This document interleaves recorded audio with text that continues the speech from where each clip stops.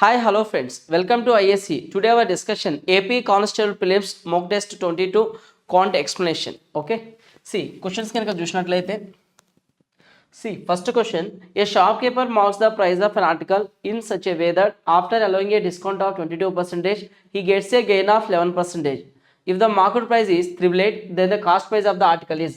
ఒక దుకాణదారుడు 22% తగ్గింపును అనుమతించిన తర్వాత అతను 11% లాభం పొందేలా ధరను ముద్రించాడు. ముద్రించిన ధర ₹3 అయితే కొన్న ధర ఎంత అన్నాడు. సో మనకి ఏమి ఇచ్చాడు, డేటాలో మార్కింగ్ ప్రైస్ ఇచ్చాడు, 888 అని చెప్తున్నాడు. అయితే మనకి కాస్ట్ ప్రైస్ ఎంత అంటున్నాడు, కాస్ట్ ప్రైస్ని ఫైండ్ అవుట్ చేయమన్నాడు. ప్రాఫిట్ ఎంత ఇచ్చాడు, మనకి 11% ప్రాఫిట్ వచ్చిందంట. డిస్కౌంట్ ఇచ్చిన తర్వాత కూడా ఎంత డిస్కౌంట్, 22% డిస్కౌంట్ ఇచ్చిన తర్వాత కూడా ఎంత ప్రాఫిట్ వచ్చింది, 11% ప్రాఫిట్ వచ్చింది అన్నాడు. సో మనకి ప్రాఫిట్ మీన్స్ ఇక్కడ సెల్లింగ్ ప్రైజే కదా అది. సో 100 మీద 11% ప్రాఫిట్ అంటే 111%. 111% అనేది ఎంత వస్తుంది మనకి, 111% వాల్యూ. ఈ 888 మార్కింగ్లో ఎంత డిస్కౌంట్ ఇచ్చాడు, 22% కదా. సో ఈ 888లో 78% మనకి ఏమవుతుంది, 111 సెల్లింగ్ అవుతుంది. ఈ 888లో డిస్కౌంట్ బోన్ అమ్మేది ఏంటి, సెల్లింగ్ అవుతుంది. ఆ సెల్లింగ్ ఏంటంటే 111%. ఇక్కడ 78% అంటాం కాబట్టి 78/100గా రాస్తున్నా, దీన్ని న్యూమరికల్ వాల్యూగా రాస్తున్నా. 111% వాల్యూ ఎంత అయితే మనకి ఏం కావాలి, సెల్లింగ్ ప్రైస్ ఉంది క్లియర్గా, కాస్ట్ ప్రైస్ అడిగాడు. కాస్ట్ ప్రైస్ అంటే మనం 100% కదా తీసుకునేది. సో 100% వాల్యూ ఎంత అవుతుంది, ఓకేనా. ఇక్కడ 111 అనేది 888లో ఎన్ని టైమ్స్ పోతుంది, 8 టైమ్స్ పోతుంది. ఓకే, సో 111 8s are 888, అప్పుడు 100 8s are ఎంత, 800 అవుతుంది. ఇక్కడ పక్కనేముంది, ఇంటూ 78/100 ఉందా, ఇక్కడ ఈ వాల్యూ పై వాల్యూకి సేమ్ కింద వాల్యూకి కూడా ఇంటూ 78/100 చేయండి. ఓకేనా, ఇక్కడ కూడా 78/100 చేయండి. సో 2 zeros క్యాన్సిల్ అవుతాయి. నెక్స్ట్ 8 8s are ఎంత, 64. ఓకేనా, 4 యూనిట్ డిజిట్ 4 వస్తుంది. యూనిట్ డిజిట్ 4 ఉన్న ఆప్షన్ ఏముంది, ఒకటే ఉంది. సో ఆన్సర్ ఏమవుతుందంటే ఇక్కడ 8 × 70 78 624 అవుతుంది. What is the cost price mean 624 is the cost price. ఓకేనా. See the next question 32. Each one of 5 men independently can complete a work in 20 days. Work is started by one person. The next day one more person joins, and every next day one more person joins. From the 5th day 5 persons continued working as a team. In how many days will the work be completed? 5 పురుషులలో ప్రతి ఒక్కరూ స్వతంత్రంగా ఒక పనిని 20 రోజులలో పూర్తి చేయగలరంట. అయితే పని ఒక వ్యక్తితో ప్రారంభించబడింది. అతనితో మరుసటి రోజు మరొక వ్యక్తి చేరాడు, మరియు ప్రతి మరుసటి రోజు మరొక వ్యక్తి చేరుతూ వెళ్ళాడు. 5వ రోజు నుండి 5 బృందంగా పనిచేశారు. అయితే ఇక్కడ ఎన్ని రోజుల్లో పని పూర్తవుతుంది అన్నాడు. సో టోటల్ వర్క్ పూర్తవడానికి ఎంత టైం పట్టింది అనేది కనుక్కోవాలి మనం. ఇక్కడ మీరు గమనిస్తే 5 పురుషులు అన్నారు కదా, పురుషుల్లో ప్రతి ఒక్కరూ స్వతంత్రంగా ఒక పనిని 20 daysలో చేయగలరు అంటున్నాడు. సో 5 members ఉన్నారు. ఏ ఒక్క క్యాండిడేట్కి వర్కప్ చెప్పినా ఒక్కొక్క క్యాండిడేట్ ఎన్ని డేస్ చేస్తున్నారు, 20 days చేస్తున్నారు. 20 days చేస్తున్నారు. 20 daysలో చేస్తున్నారు అంటే పర్ డేకి 1 యూనిట్ చేస్తున్నట్ట. వాళ్ళ ఎఫిషియన్సీ ఏమవుతుంది, పర్ డేకి 1 యూనిట్ అవుతుంది. ఫస్ట్ క్యాండిడేట్కి ఇచ్చినా 20 days చేస్తాడు, సెకండ్ క్యాండిడేట్కి ఇచ్చినా 20 days చేస్తాడు, థర్డ్ క్యాండిడేట్కి ఇచ్చినా అంతే టైం. అంటే ఆ 5 candidates ప్రతి ఒక్కరి ఎఫిషియన్సీ ఎంత, 1 ఎఫిషియన్సీ ఉంటుంది. 1 ఎఫిషియన్సీ. ఇప్పుడు ఏమంటున్నాడు, ఫస్ట్ డేనేమో ఒక క్యాండిడేట్ చేశాడంట, 1 యూనిట్ కంప్లీట్ అయింది. సెకండ్ డే ఇంకో ఇద్దరు, అంటే సెకండ్ డే ఏమైంది, ఒక క్యాండిడేట్ యాడ్ అయ్యాడు. అంటే 2 members 1 ఎఫిషియన్సీతో 2 యూనిట్స్ చేస్తున్నారు. థర్డ్ డే ఒక క్యాండిడేట్ యాడ్ అవుతున్నారు, అంటే 3 members 3 యూనిట్స్. ఫోర్త్ డే ఒక 4th క్యాండిడేట్ యాడ్ అవుతున్నాడు. సో 4th డే మొత్తం 4 యూనిట్స్ కంప్లీట్ అవుతుంది. అలాగే 5th day 5 members 5 units complete చేస్తున్నారు. ఇలా కంప్లీట్ చేసుకుంటూ వెళ్తున్నారు. ఇక్కడ మీరు కొంచెం గమనిస్తే ప్రతి ఒక్కరూ ఒక్కొక్క పనిని అప్పచెప్తే 20 daysలో కంప్లీట్ చేస్తున్నారు. పర్ డేకి వాళ్ళ ఎఫిషియన్సీ ఎంత అంటే 1. 20 daysలో 20 × 1 అంటే time into efficiency work 20 units work. So మన టార్గెట్ ఏంటి, టోటల్ 20 యూనిట్స్ వర్క్ అనేది ఎక్కడ వరకు తీసుకుంటూ వస్తుందో చూడండి. సో ఇక్కడ 5, ఇక్కడ చూస్తే మీరు 5 + 5 ఎంత, 10. 10 + 4 ఎంత, 14 అవుతుంది. ఇంకా 6 యూనిట్స్ కావాలి. 6th డే కనుక చూస్తే 6th day 6th candidate add అవుతున్నాడు. ఆ డే మొత్తం కంప్లీట్గా ఎన్ని యూనిట్స్ అవుతుంది, 6 యూనిట్స్ కంప్లీట్ అవుతుంది. ఓకేనా. First day, second day, third day, 4th day, 5th day, 6th day. చూడండి 6 + 4 10. సో 5 + 5 ఎంత, 10. టోటల్ 20 యూనిట్స్ కంప్లీట్ అయిపోయిందా, అంటే టోటల్ వర్క్ ఎంత, 20. అంటే టోటల్ వర్క్ మనకి ఎంత, 20 వరకు. ఆ 20 వర్క్ని కంప్లీట్ చేయడానికి ఎన్ని డేస్ పట్టింది మనకి ఇక్కడ అంటే 6 days పట్టింది. Day 1, Day 2, Day 3, Day 4, Day 5, Day 6. Total 6 daysలో ఆ 20 యూనిట్స్ వర్క్ అనేది కంప్లీట్ అయింది. సో ఆన్సర్ ఏంటి, దీనికి ఫస్ట్ ఆప్షన్ అనేది కరెక్ట్ ఆన్సర్ అవుతుంది. ఓకేనా. See the next question Question number 33. The ratio of present ages of A and B is 7:8 respectively. After 6 years from now, the ratio of their ages will become 8:9. If C's present age is 10 years more than the present age of A, then the present age of C is అన్నాడు. ఇక్కడ ఏ మరియు B యొక్క ప్రస్తుత వయసు నిష్పత్తి వరుసగా 7:8 ఉందంట. ఇప్పటి నుంచి 6 సంవత్సరాల తర్వాత వారి వయసు నిష్పత్తి 8:9 అవుతుంది అన్నాడు. సి యొక్క ప్రస్తుత వయసు ఏ యొక్క ప్రస్తుత వయసు కంటే 10 సంవత్సరాలు ఎక్కువగా ఉంటే సి యొక్క ప్రస్తుత వయసు ఎంత అంటున్నాడు. ఇక్కడ మీరు గమనిస్తే ఏ బి గురించి మాట్లాడుతున్నాడు ఇక్కడ. ఓకేనా. సో ఏబిఎం మీన్స్ ఇద్దరు వ్యక్తుల యొక్క వయసు ఎంత ఉంది మనకి. ఏ మరియు బి యొక్క వయసు నిష్పత్తి 7:8 అన్నాడు ప్రజెంట్. నెక్స్ట్ ఇంకేమి ఇచ్చాడు, 6 years తర్వాత 6 సంవత్సరాల తర్వాత వారి వయసు నిష్పత్తి ఎలా ఉందంట, 8:9 ఉంది అంటున్నాడు. ఇక్కడ ఎన్ని పార్ట్స్ ఇంక్రీజ్ అయింది ఏజ్ అనేది, ఎగ్జాక్ట్గా ఇద్దరికి ఈక్వల్ పార్ట్ ఇంక్రీజ్ అయింది, అంటే 1 part ఇంక్రీజ్ అయింది. సో 1 part ఇంక్రీజ్ అవ్వడానికి ఎన్ని ఇయర్స్ పట్టింది, ఇక్కడ 6 years టైం పట్టింది. 1 part ఇంక్రీజ్ అవ్వడానికి ఎన్ని ఇయర్స్ పట్టింది, 6 years పట్టింది. అయితే ఏం ఫైండ్ అవుట్ చేయమన్నాడు మనకి, సి యొక్క ప్రజెంట్ ఏజ్ ఎంత అన్నాడు. సి ఏజ్ ఎలా వస్తుందో చూడండి. సి యొక్క ప్రస్తుత వయసు ఏ యొక్క ప్రస్తుత వయసు కన్నా 10 సంవత్సరాలు ఎక్కువగా ఉంది అన్నాడు. సో ఇక్కడ మనకి ఏ యొక్క ప్రస్తుత వయసు ఎంత అంటే ఏ యొక్క ప్రజెంట్ ఏజ్ 7 parts వస్తుందా, 7 parts అనేది ఏ ప్రజెంట్ ఏజ్ అవుతుంది. 1 6 are 6, 7 6 are ఎంత 42. ఇప్పుడు చూడండి ఏ ప్రజెంట్ ఏజ్ వచ్చింది, ఏకి 10 years ఎక్కువ సి ఏజ్ అన్నాడు. సో దీనికి జస్ట్ ఒక 10 years యాడ్ చేయండి. 42 + 10 ఎంత 52 అవుతుంది. సి యొక్క ప్రజెంట్ ఏజ్ ఏమవుతుంది మనకి 52. సెకండ్ ఆప్షన్ అనేది కరెక్ట్ ఆన్సర్ అవుతుంది. ఓకేనా. సీదా next question 34. A man can row a distance of 8 kilometers downstream in a certain time, can row 6 kilometers upstream in the same time అన్నాడు. If he rows 24 kilometers upstream the same distance and downstream in 3/4 hours అన్నాడు, then the speed of the current is అన్నాడు. Current means water speed అడుగుతున్నాడు. ఓకేనా. ఒక వ్యక్తి నిర్ణీత సమయంలో దిగువకి 8 kilometers దూరం ప్రయాణించగలడు మరియు అదే సమయంలో 6 kilometers ఎగువకి ప్రయాణించగలడు అన్నాడు. అతను 3/4 hours 24 kilometers ఎగువకి వెళ్ళాడు మరియు అదే దూరం దిగువకి ప్రయాణించగలడు అన్నాడు. అయితే ప్రవాహ వేగం అనేది ఎంత అన్నాడు. సో ఇక్కడ మనకి క్లూ ఏంటంటే ఒక వ్యక్తి 8 kilometers దూరం ప్రయాణించడానికి, చూడండి దిగువకి 8 kilometers దూరం ప్రయాణించడానికి ఎంత సమయం అయితే పట్టిందో, అంటే డౌన్ స్ట్రీమ్ డైరెక్షన్లో 8 kilometers వెళ్ళడానికి ఎంత టైం అయితే పట్టిందో అదే టైంలో అదే సమయంలో అన్నాడు. అదే టైం అంటే బోత్ కేసెస్లో టైం సేమ్ ఉంది కదా, అదే సమయంలో 6 kilometers అప్స్ట్రీమ్ వెళ్ళడానికి పడుతుంది అన్నాడు. 6 kilometers అప్స్ట్రీమ్ వెళ్ళడానికి పడుతుంది. అంటే ఫర్ ఎగ్జాంపుల్ డౌన్ స్ట్రీమ్ డైరెక్షన్లో 1 hourలో 8 kilometers వెళ్ళాడు అనుకుందాం. 1 hourలో 8 kilometers వెళ్తే అతను స్పీడ్ ఏమవ్వాలి, అప్పుడు 8 km/h అవుతుందా. అదే టైం అంటే అదే 1 hourలో అప్స్ట్రీమ్ వెళ్ళడానికి 6 hours అప్స్ట్రీమ్లో అదే 1 hourలో అప్స్ట్రీమ్లో 6 kilometers వెళ్ళాడు. అంటే అప్స్ట్రీమ్ డైరెక్షన్ స్పీడ్ ఏమని చెప్పొచ్చు 6 km/h. కానీ ఎగ్జాక్ట్గా మనం చెప్పలేం, జస్ట్ నేను అనుకుంటున్నా, పార్ట్స్ లాగా తీసుకుంటున్నా. 1 hourలో 8 kilometers డౌన్ స్ట్రీమ్ వెళ్తే అతని స్పీడ్ 8 km/h. 1 hourలో అప్స్ట్రీమ్ 6 kilometers వెళ్తే అతని స్పీడ్ 6 km/h అప్స్ట్రీమ్లో. ఇప్పుడు నెక్స్ట్ ఏమన్నాడు, 3/4 hours 24 kilometers ఎగువకి అన్నాడా.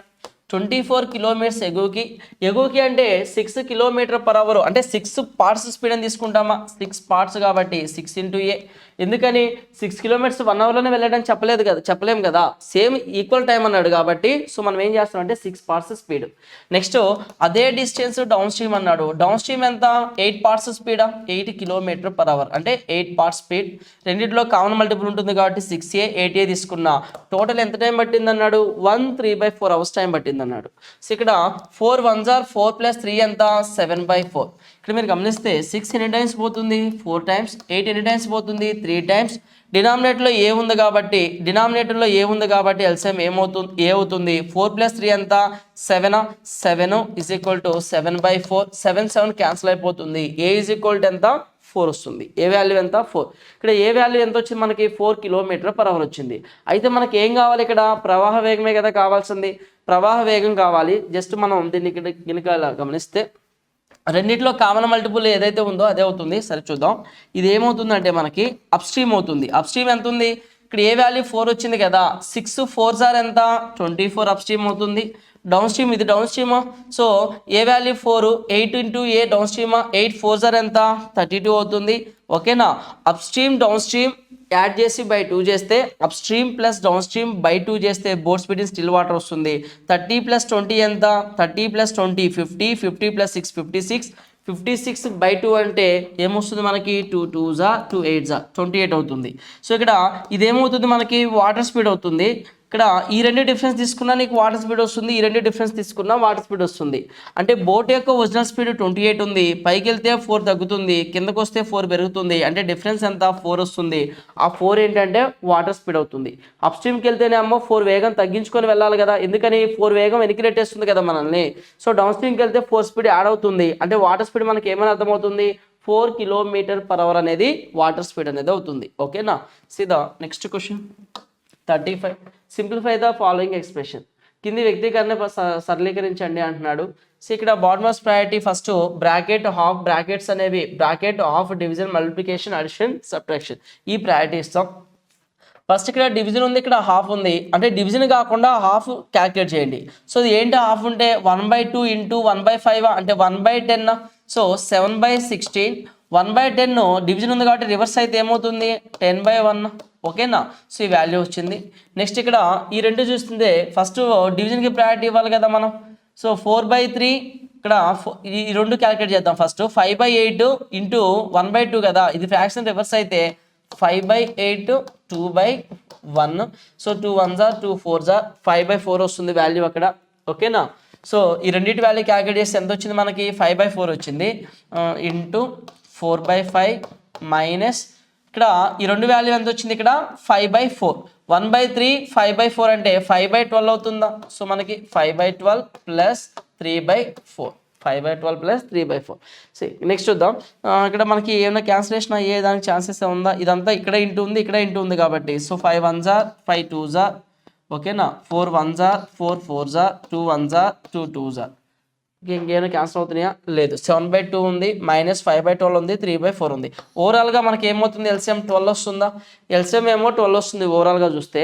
సో ఖచ్చితంగా 12 కన్నా తక్కువే ఉండాలి డినామినేటర్లో. ఇక్కడ 6 ఉంది, ఇక్కడ 3 ఉంది. 12 కన్నా తక్కువ అయితే మన ఆన్సర్స్ ఫస్ట్ ఆప్షన్ అయినా అవ్వాలి, సెకండ్ ఆప్షన్ అయినా కావాలి.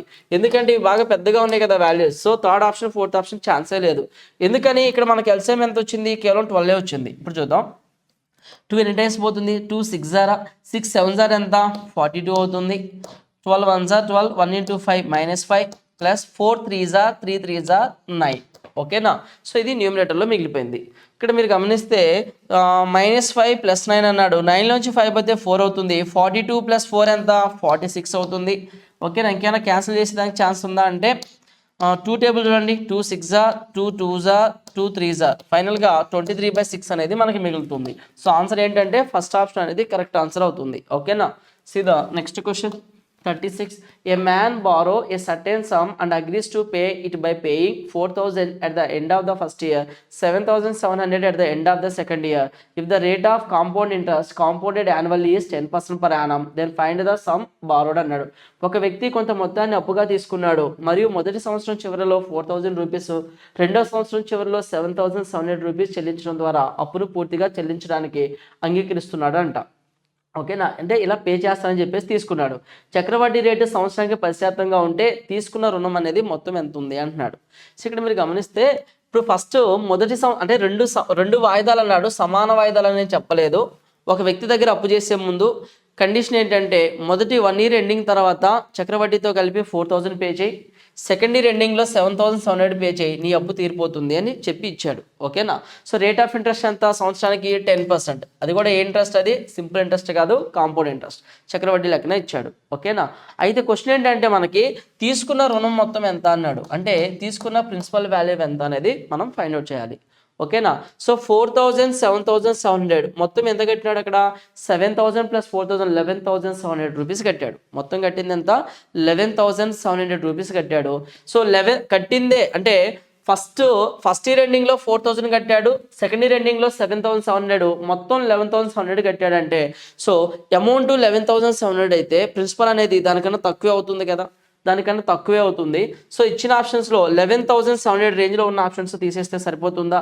సో 11,700 11 అయ్యేదానికి ఛాన్స్ లేదు కదా. 11,500 సో 11,500 దానికి కూడా ఛాన్స్ లేదు. మన ఛాన్స్ ఎక్కడ ఉంది? ఇక్కడ 9,000 అయినా అవ్వచ్చు ఆన్సర్, 10,000 అయినా అవ్వచ్చు. ఓకేనా, ఈ రెండు పాసిబుల్ ఆప్షన్సే ఉన్నాయి. ఎందుకైంది, కట్టిన అమౌంటే 11,700 అయితే ఖచ్చితంగా 10% ఇంట్రెస్ట్ అంటే ఎక్కువే రావాలి. ఓకేనా, ఫర్ ఎగ్జాంపుల్ ప్రిన్సిపలే నీకు 11,000లో ఉంటే ఆయన కట్టిన అమౌంట్ 12 ఎక్కువైపోవాలి. సో అంత లేదు కాబట్టి first option last option eliminate చేసినాం. ఓకేనా, ఇక్కడ 10,000 9,000 ఉంది. సో 9,000 10,000 రెండింటిలో 10,000 పర్ఫెక్ట్ రౌండ్ ఫిగర్ అవుతుంది కాబట్టి ఫస్ట్ అంటే మనకు కొంచెం కంఫర్ట్గా ఉండే వాల్యూ ఇది కాబట్టి దీంతో చెక్ చేద్దాం. ఇది అవ్వకపోతే మనకి ఆబ్వియస్లీ 9 అనేది మన ఆన్సర్ అయిపోతుంది. ఓకేనా, ఇక్కడ 10,000 అప్పు చేశాడు. ఇది ప్రిన్సిపల్ ఏంటి, నేను 10,000 ప్రిన్సిపల్ అంటున్నా, అప్పు చేశాడు. 1 year ఎండింగ్కి 10% అంటే ఎంత ఇంట్రెస్ట్ వస్తుంది, 1,000 ఇంట్రెస్ట్ వస్తుంది. ఓకేనా, 1,000 ఇంట్రెస్ట్ వస్తుంది. ఈ 11,000లో 1 year ఎండింగ్ ఎంత కడుతున్నాడు, 4,000 పే చేస్తున్నాడు. 4,000 కట్టేసాడు. 11,000లో 4,000 పోతే ఇంకెంత మిగులుతుంది, 7,000 మిగులుతుంది. ఈ 7,000 ఫస్ట్ ఇయర్ ఎండింగ్లో 7,000 ఉంది. ఈ 7,000 సెకండ్ ఇయర్ ఎండింగ్లో కట్టాలి అంటే ఫస్ట్ ఇయర్ ఎండింగ్ నుంచి సెకండ్ ఇయర్ ఎండింగ్ అంటే ఒక 10% ఇంట్రెస్ట్ వస్తుందా, 700. సో టోటల్ ఎంత వస్తుంది, 7,700 వస్తుంది. సో 7,700 సెకండ్ ఇయర్ ఎండింగ్ కడుతున్నాడని క్లియర్గా చెప్తున్నాడా. సో అంటే అతను అప్పు చేసిన అమౌంట్ ఎంత, అప్పు చేసిన ప్రిన్సిపల్ ఎంత అంటే 10,000. ఆన్సర్ ఏమవుతుంది, సెకండ్ ఆప్షన్ అది కరెక్ట్ ఆన్సర్ అవుతుంది. ఓకేనా, సిదా next question 37. In the given triangle ABC, CD is the bisector of angle BCA. CD is equal to DA అన్నాడు. If angle BDC is equal to 72 degree, what is the degree measures of angle CBD? ఇచ్చిన త్రిభుజం ABCలో C నుండి CD అనే ఒక కోణ సమద్విఖండన రేఖ అనేది CD is equal to DA అన్నాడు. Angle BDC is equal to 72 degree అయితే యాంగిల్ CBD అనేది ఎంత అవుతుంది. ఓకేనా, సో ఇక్కడ మీరు గమనిస్తే ABCD. సో ఇక్కడ C నుంచి D అనేది కోణ సమద్విఖండన రేఖ అన్నాడు. ఇక్కడ ఎంత యాంగిల్ అయితే ఉంటుందో ఇక్కడ కూడా అంతే యాంగిల్ ఉంటుంది. ఓకేనా, ఇక నెక్స్ట్ మనకి క్లూ ఏమి ఇచ్చాడు, ఇక్కడ CD is equal to DA అంటున్నాడు. ఓకేనా, CD is equal to DA అంటే ఈ లెంత్ ఎంత అయితే ఉంటుందో ఈ DA అంతే ఉంటుంది అన్నాడు. సో అంటే ఈ ట్రయాంగిల్ కనుక గమనిస్తే నువ్వు ఇదేమవుతుంది, ఐసోసెలస్ ట్రయాంగిల్ అవుతుంది. ఓకేనా, అంటే సమద్విబాహు త్రిభుజం. ఈ రెండు సైడ్స్ ఈక్వల్ ఉన్నాయి కాబట్టి ఇక్కడ ఈ సైడ్ ఆపోజిట్ యాంగిల్ ఎంత అయితే ఉంటుందో సో దీని సైడ్ కూడా అంతే యాంగిల్ ఉంటుంది. ఓకేనా, సో ఇంకా నెక్స్ట్ ఏమి ఇచ్చాడు మనకి, యాంగిల్ BDC 72 అంటున్నాడు. BDC అంటే ఏంది, ఇదే కదా BDC, ఇది 72 అంట, ఇది 72. సో ఇది మొత్తం 180 అన్నప్పుడు ఇది 72 అయితే ఈ వాల్యూ ఏమవుతుంది మనకి 108 అవుతుందా. సో వాల్యూ ఎంత, 108 డిగ్రీ అవుతుంది. ఓకేనా, సో నెక్స్ట్ చూస్తే ఇక ఇది 108 ఇది మొత్తం యాంగిల్ ఎంత ఉండాలి, 180 కదా. సో 108 అయిపోయింది. రిమైనింగ్ ఈ రెండు యాంగిల్స్ ఎంత ఉంటాయి, సమ్ చేస్తే 72 డిగ్రీస్కి ఈక్వల్ అవుతుందా. 72 అంటే ఈక్వల్ యాంగిల్స్ కదా, ఇక్కడ 36 ఉంటుంది, ఇక్కడ 36 ఉంటుంది. 36 2 సార్ ఎంత, 72 కదా. సో 36 ఉంటుంది. ఓకేనా, సో అయితే మనకు అడిగింది ఏంటి, CBD ఎంత అన్నాడు. CBD మీన్స్ CBD అంటే ఈ యాంగిల్ మనకు కావాలి. ఇప్పుడు చెప్పండి నాకు, ఇది కోణ సమద్విఖండన రేఖ కాబట్టి ఇక్కడ 36 ఉంటే ఇక్కడ 36 ఉంటుందా. సో ఈ యాంగిల్ కూడా 36. ఓకేనా, చూడండి ఇక్కడ 36 72 మొత్తం యాడ్ చేస్తే 108. ఈ 108 అయింది. ఈ టోటల్ ట్రయాంగిల్లో 180 ఉండాలి అంటే ఇక్కడ ఎంత ఉన్నట్టు నీకు, ఇక్కడ 72 డిగ్రీసే కదా ఉంటుంది. 108 రిమైనింగ్ ఎంత, 72 డిగ్రీ అవుతుంది. ఇది 72 డిగ్రీ. సో ఇచ్చిన ఆప్షన్స్లో 72 డిగ్రీ ఎక్కడ ఉందంటే మనకి థర్డ్ ఆప్షన్లో ఉంది. ఆన్సర్ ఏంటంటే థర్డ్ ఆప్షన్. ఓకేనా, సీదా next question number 38. Two tangents PA PB are drawn to a circle with a center O from an external point P. If angle OAB is equal to 30 degree, then angle APB is అన్నాడు. PA PB అనేవి రెండు స్పర్శరేఖలను బాహ్య బిందువు P నుండి O కేంద్రంగా గల వృత్తానికి గీయబడినాయి. అయితే OAB is equal to 30 degree అయితే యాంగిల్ APB అనేది ఎంత అన్నాడు. ఇక్కడ ఒక సర్కిల్ కనుక చూసుకున్నట్లయితే మనం O అనేది సెంటర్ అన్నాడు. నెక్స్ట్ ఏమన్నాడు, ఇక మనకి PA PB అనే రెండు స్పర్శరేఖలు అన్నాడు. ఇక్కడ ఒక స్పర్శరేఖ, ఇక్కడ నుంచి ఒక స్పర్శరేఖ గీస్తున్నా, ఇక్కడ నుంచి ఒక స్పర్శరేఖ గీస్తున్నా. సో P అనే పాయింట్ అన్నాడు. PA అంటే ఇక్కడ A అనే పాయింట్, PB ఓకేనా, ఇక్కడ B అనే పాయింట్. PA PB అనేవి రెండు స్పర్శరేఖలు అన్నాడు. క్లియర్ కదా. చూడండి ఇక్కడ PA PB అనే రెండు స్పర్శరేఖలను బాహ్య బిందువు P నుండి O కేంద్రంగా గల వృత్తానికి గీయబడ్డాయి అన్నాడు. సో వృత్త కేంద్రం O ఉంది, బాహ్య బిందువు P నుండి PA PB అనే రెండు స్పర్శరేఖలను గీసిన. ఇంతవరకు క్లియర్ కదా. సో నెక్స్ట్ ఏమన్నాడు, OAB ఈజ్ ఈక్వల్ టు 30 అంటున్నాడు. యాంగిల్ OAB 30 అంట. OAB చూడండి ఇక్కడ OAB ఈ యాంగిల్ గురించే చెప్తున్నాడు. OAB ఎంత ఇచ్చాడు, ఇక్కడ 30 డిగ్రీస్ ఇచ్చాడు. ఇదంతా 30. సో ఇక్కడ ఇది కలిపితే ఇప్పుడు మీరు గమనిస్తే ఇది ఒక ట్రయాంగిల్ ఫామ్ అవుతుందా మనకి. ఇక్కడ రేడియస్ అయ్యి లెంత్, ఈ లెంత్ కూడా రేడియసే కదా. ఈ లెంత్ ఏమవుతుంది మనకి రేడియస్ అవుతుంది, ఈ లెంత్ కూడా రేడియస్ అవుతుంది. సో ఇక్కడ ఇదేంటిది ఐసోసెలస్ ట్రయాంగిల్, ఇక్కడ ఎంత యాంగిల్ అయితే ఉంటుందో ఇక్కడ కూడా అంతే 30 degrees యాంగిల్ ఉంటుందా? ఓకేనా, 30 డిగ్రీ ఉంటుంది. సో ఈ ట్రయాంగిల్ మొత్తం 180 ఉండాలి. ఇక్కడ 30 + 30 60 పోతే ఇక్కడ రిమైనింగ్ యాంగిల్ ఎంత ఉంటుంది? ఇక్కడ 60 పోతే 120 యాంగిల్ ఉంటుందా? సో 120 ఉంటుంది. సో ఈ ట్రయాంగిల్లో 30 30 120 ఈ స్మాల్ ట్రయాంగిల్ యొక్క అంటే చిన్న ఈ ట్రయాంగిల్ యొక్క యాంగిల్స్ అనేది మనకు వచ్చేసినాయి. సో ఫైనల్గా ఏం ఫైండ్ అవుట్ చేయమన్నాడు? యాంగిల్ ఏపీబీ ఎంత అన్నాడు. సో ఏపీబీ అంటే ఈ యాంగిలే కదా అడుగుతున్నాడు, అంటే ఈ యాంగిల్ అడుగుతున్నాడు. మీరు కొంచెం అబ్జర్వ్ చేస్తే దీన్ని ఇదేమవుతుంది ఇక్కడ సమబాహు త్రిభుజం ఇక్కడ ఇదేమవుతుంది క్వాడ్రిలేటరల్ అవుతుందా? ఇదేమవుతుంది మనకి క్వాడ్రిలేటరల్ అవుతుంది, చతుర్భుజం అవుతుంది, చతుర్భుజం. అయితే ఇక్కడ చతుర్భుజంలో అంటే మనకి కండిషన్ ఏంటి? Sum of opposite angles 180 degree ఉంటాయా? ఒక చతుర్భుజంలో సమ్ ఆఫ్ ఆపోజిట్ యాంగిల్స్ 180 ఉంటాయి. సో అంటే ఇక్కడ 120 ఉంది, ఇక్కడ 120 ఉంది. సో 180 ఉండాలంటే ఇంక ఇక్కడ ఎంత ఉండాలి? 60 ఉంటే సరిపోతుందా? 120 + 60 180. సో ఏదైనా ఒక క్వాడ్రిలేటర్లో సమ్ ఆఫ్ ఆపోజిట్ యాంగిల్స్ మనకి 180 ఉంటాయి. సో ఇక్కడేమో 120 ఉంది, ఇంకొక 60 యాడ్ చేస్తే 180 అయిపోతుంది. సో ఆన్సర్ ఏమవుతుందంటే మనకి 4th ఆప్షన్ అనేది కరెక్ట్ ఆన్సర్ అవుతుంది. ఓకేనా. See the next question 39. Triangle ABC is an equilateral triangle. PQR are the midpoints of sides AB, BC, CA respectively. If the length of the sides of the ABC is length of side of ABC is 8 centimeters అన్నాడు. Then the area of the triangle PQR. ఇక్కడ triangle ABC అనేది ఒక సమద్విబాహు త్రిభుజం. PQ and R వరుసగా AB, BC మరియు CA భుజాల మధ్య బిందువులో triangle ABC త్రిభుజం యొక్క భుజం పొడవు 8 సెంటీమీటర్స్గా ఉంటే ట్రయాంగిల్ PQR వాల్యూ PQR యొక్క వైశాల్యం ఎంత అన్నాడు. సో మనకి PQR యొక్క వైశాల్యం అడుగుతున్నాడు. సో ఇక్కడ నేను ఒక ట్రయాంగిల్ తీసుకుంటున్నా. ఓకేనా, ఈ ట్రయాంగిల్ తీస్తే ABC అనే ట్రయాంగిల్. సో ఇక్కడ వీటి ఎగ్జాక్ట్గా ఈ సైడ్స్ అనేది మిడ్ పాయింట్స్ దగ్గర PQR పాయింట్స్ ఉన్నాయి అంటున్నాడు. PQR అనేది ఏ సైడ్స్ మీద? P అనేది AB సైడ్ మీద, Q అనేది BC సైడ్ మీద, R అనేది CA సైడ్ మీద ఉంది. ఇక్కడ ఒక ట్రయాంగిల్ ఫామ్ అవుతుంది అన్నాడు. ఇది ఏ ట్రయాంగిల్ అన్నాడు? మనకి ఈక్విలేటరల్ ట్రయాంగిల్ అన్నాడు. మీన్స్ సమబాహు త్రిభుజం మీన్స్ అన్ని భుజాలు ఒకేలా ఉంటాయి, అన్ని యాంగిల్స్ ఒకేలా ఉంటాయి, ఈక్వల్గా ఉంటాయి. సో ఇక్కడ మనకి త్రిభుజం యొక్క భుజం పొడవు ఎంత ఇచ్చాడు? 8 సెంటీమీటర్స్ అన్నాడు. 8 సెంటీమీటర్స్, ఇది 8 సెంటీమీటర్సే, ఇది 8 సెంటీమీటర్సే, ఇది 8 సెంటీమీటర్సే. ఓకేనా. ఎగ్జాక్ట్గా మనకి మిడిల్ పాయింట్ దగ్గర ఏర్పడే ఇక్కడ చూడండి మిడిల్లో ఉన్నటువంటి పాయింట్స్ అనేది ఒక ట్రయాంగిల్గా ఫామ్ అయితే దీని ఏరియా ఎంత అంటున్నాడు. ఓకేనా, ఒక ఈక్విలేటరల్ ట్రయాంగిల్లో మిడిల్ పాయింట్స్తో ఏర్పడే ట్రయాంగిల్ అనేది ఆ ట్రయాంగిల్ని 4 ఈక్వల్ ట్రయాంగిల్స్గా డివైడ్ చేస్తుంది. సో 4 ఈక్వల్ ట్రయాంగిల్స్గా డివైడ్ చేస్తుంది. 1 ఇది సెకండ్, అది థర్డ్, ఫోర్త్ ట్రయాంగిల్. మొత్తం టోటల్ ట్రయాంగిల్ ఏరియాలో మనకు అడిగింది ఏంటి? PQR ఏరియానే కదా, ఈ ఏరియానే మనకు అడిగాడు.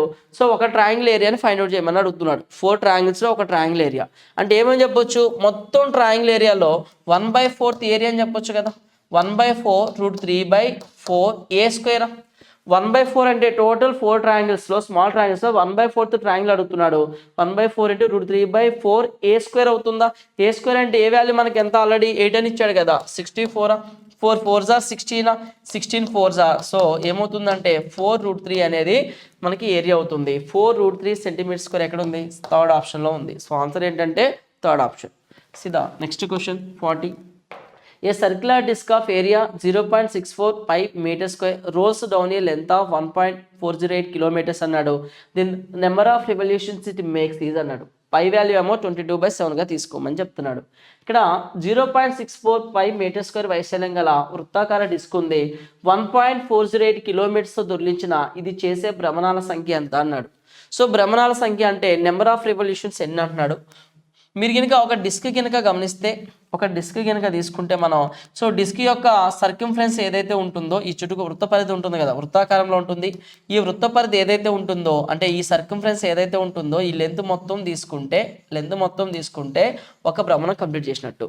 అంటే ఈ వృత్తం అనేది కంప్లీట్గా ఈ సర్కిల్ అనేది కంప్లీట్గా ఒక రౌండ్ దొల్లితే అంటే ఈ లెంత్ మొత్తాన్ని ఒక రౌండ్ కవర్ చేస్తే ఒక భ్రమణం చేసినట్టు. సో అలాంటి రెవల్యూషన్స్ ఎన్ని? Number of revolutions. ఎన్ని రెవల్యూషన్స్ మనకు తెలియదు. సో ఇక్కడ ఈచ్ లెంత్ తీసుకుంటాం. ఇక్కడ మనకి గాన సర్కిల్ ఉంది కదా. సో నెంబర్ ఆఫ్ రెవల్యూషన్స్ ఎన్ని అంటే మొత్తం ఎంత డిస్టెన్స్ ట్రావెల్ చేసింది అంటే ఏమని చెప్తాం. సో ఒక రౌండ్కి అంటే ఒక రెవల్యూషన్కి ఈ లెంత్ కవర్ చేస్తే number of revolutions into each length తీసుకుంటే టోటల్ డిస్టెన్స్ వస్తుంది. సో ఇదేంటి సర్కంఫరెన్స్ అవుతుందా, circumference means 2πr, 2πr means 2, pi value ఎంత 22/7, ఆర్ వాల్యూ ఎంత ఇచ్చాడు మనకి, ఇక్కడ ఆర్ వాల్యూ మెన్షన్ చేయలేదు కాకపోతే వైశాల్యం ఇచ్చాడు, దాని అలా ఉంచండి. 2πr అంటే n ఇంటూ 2πr, 2πr అంటే ఈ లెంత్ ఎంత 2πr అవుతుంది. So number of revolutions into circumference of the circle is equal to total distance. Travel అయిన డిస్టెన్స్ ఎంత 1.408 కిలోమీటర్స్ అన్నాడు, దాన్ని మీటర్స్లో మార్స్తే ఇంటూ 1000 అవుతుంది, 1408 మీటర్స్ అవుతుంది. సో దీన్ని సింప్లిఫై చేస్తే మనకి నెంబర్ ఆఫ్ రెవల్యూషన్స్ అనేది వస్తుంది. ఇక్కడ ఆర్ వాల్యూ కావాలి కదా, సో మనకి ఏరియా ఎంత πr square. So πr square is equal to 0.64 π, 0.64 π అనేది మనకి క్వశ్చన్లో మెన్షన్ చేశాడు. సో ఆ డిస్క్ యొక్క వైశాల్యం ఇచ్చాడు, రేడియస్ వస్తుంది కదా దీని నుంచి. సో ఆర్ వాల్యూ ఎంత, so r square is equal to 0.64 అన్నాడు, అప్పుడు 0.8 స్క్వేర్, 8 స్క్వేర్ అంటే 64 కదా, ఆర్ వాల్యూ 0.8 వస్తుంది. సో ఇక్కడ నేను ఏం చేస్తున్నా అంటే ఇక్కడ 0.8ని తీసుకుంటున్నా, ఆర్ వాల్యూ సబ్మిట్ చేస్తున్నా, 0.8 ఈజ్ ఈక్వల్ టు, ఓకేనా, క్లియర్ కదా. సో ఇప్పుడు క్యాలిక్యులేట్ చేస్తే ఇక్కడ మనకి 2 చూడండి, 2 7s are 2 4s are 704 times 11 2s are 11 6s are 66, 11 4s are అవుతుందా. సో నెక్స్ట్ ఇక్కడ ఇంకేమవుతుంది 0.8 అంటే 8 1s are 8 8s are 6, 8 ఉంటే 8 టైమ్స్ పోయిండేది, ఇక్కడ 8 ఉంటే 8 8s are 64. సో 0.8 ఉంది కాబట్టి అప్పుడు ఇది 80 టైమ్స్ పోతుంది, ఓకేనా. అప్పుడు ఇది ఏమో ఎన్ని టైమ్స్ పోతుంది 40 టైమ్స్ పోతుంది. So number of revolutions is equal to 7 కదా మిగిలింది, 7 4s are ఎంత 28, 280 రెవల్యూషన్స్ అనేది అంటే 280 చుట్లు తిరుగుతుంది. 280 సార్లు చుట్టు తిరిగి అంటే 280 చుట్లు తిరిగినప్పుడు మాత్రమే 1.408 కిలోమీటర్స్ డిస్టెన్స్ని కవర్ చేయగలుగుతుంది. So number of revolutions is 280. Answer is first option. See, question number 41. The parallel sides of a trapezium are 44 centimeters, 62 centimeters. The area of the trapezium is 0.1696 meters square. Then what is the distance between the parallel sides of the trapezium? Trapezium యొక్క సమాంతర భుజాలు 44 centimetres మరియు 42 centimetres అంట. Trapezium యొక్క వైశాల్యం 0.1696 metre square అన్నాడు. అప్పుడు trapezium యొక్క సమాంతర భుజాల మధ్య దూరం ఎంత అంటున్నాడు. సో సమాంతర భుజాలు అంటే మనం ఒక ట్రెపిజియం కనుక తీసుకుంటే ఇవేమవుతాయి ఈక్వల్ అంటే ప్యారలల్ సైడ్స్ అనేవి అవుతాయి. ఇవేంటివి ప్యారలల్ సైడ్స్. ఈ సమాంతర భుజాల మధ్య డిస్టెన్స్ని అడుగుతున్నాడు. డిస్టెన్స్ మీన్స్ డి వాల్యూని ఫైండ్ అవుట్ చేయమని చెప్తున్నాడు, ఓకేనా. సో ఇక్కడ ఒక లెంత్ ఏమి ఇచ్చాడు, స్మాల్ లెంత్ అంటే స్మాలర్ సైడ్ 44 ఇచ్చాడు, బిగ్ సైడ్ ఏమి ఇచ్చాడు అంటే 62 ఇచ్చాడు. సో మనకి ట్రెపిజియం యొక్క ఏరియా ఎంత అవుతుందంటే half into A plus B into distance between 2 parallel sides అవుతుంది. Half into A plus B అంటే ఈ సైడ్స్ ఇవే కదా, 60 + 40 100, 2 + 4 ఎంత 6, ఓకేనా. 100 + 6 ఎంత 106. డిస్టెన్స్ బిట్వీన్ 2 ప్యారలల్ సైడ్స్, ఓకేనా, distance between 2 parallel sides, this is the area. Half a plus B into d, ఓకేనా. సో ఈ ఏరియా అనేది మనకు ఆల్రెడీ ఇచ్చాడు. ఇక్కడ దేంట్లో ఇచ్చాడు, మీటర్స్లో ఇచ్చాడు. ఇవి ఏమో ఈ లెంత్లో ఏమో ఏమి ఇచ్చాడు, సెంటీమీటర్లో ఇచ్చాడు. లెంత్లో ఏమో సెంటీమీటర్స్లో ఇచ్చాడు, ఏరియాని మీటర్స్లో ఇచ్చాడు. సో ఈ మీటర్స్లో ఉన్న ఏరియాని సెంటీమీటర్స్లో కన్వర్ట్ చేద్దాం. 1 మీటర్ అంటే ఎన్ని సెంటీమీటర్స్ ఉంటాయి, 100 సెంటీమీటర్స్ ఉంటాయి కదా. సో 100 × 100 కనుక చేస్తే, ఓకేనా. సో ఇక్కడ 4 zeros అంటే 4 zeros వస్తున్నాయి, 4 decimals. సో క్యాన్సిల్ అయిపోతాయి కదా, డైరెక్ట్గా 1696 అని చెప్పొచ్చు. 1696 అనేది మనకి ఎగ్జాక్ట్గా ఏరియా అనేది సెంటీమీటర్స్లో కన్వర్ట్ అయిపోయింది, ఓకేనా. ఇక్కడ 2 అనేది 106 10 టైమ్స్ పోతుంది, 2 5s 2 3s. ఇప్పుడు 53 అనేది 1696 10 టైమ్స్ పోతుందో చూద్దాం. ఇక్కడ 5 ఉందా, సో 5 అనేది ఈ 16లో ఈ ఫస్ట్ డిజిట్, ఈ ఫస్ట్ 2 డిజిట్స్ ఎన్ని టైమ్స్ పోతుంది, 5 3s 3 టైమ్స్ పోతుందా. సో 3 ఉంది, ఇక్కడ లాస్ట్ డిజిట్ ఏమో 6 ఉంది. 3తో ఏ టేబుల్ దగ్గర మనకి 6 వస్తుందంటే 3 2s 6 అవుతుందా. సో 3 1s 3 2s 6, ఓకేనా. ఎగ్జాక్ట్గా మనకి 32 టైమ్స్ పోతుంది. సో డిస్టెన్స్ బిట్వీన్ 2 సైడ్స్ అనేది 32 సెంటీమీటర్స్ వచ్చింది.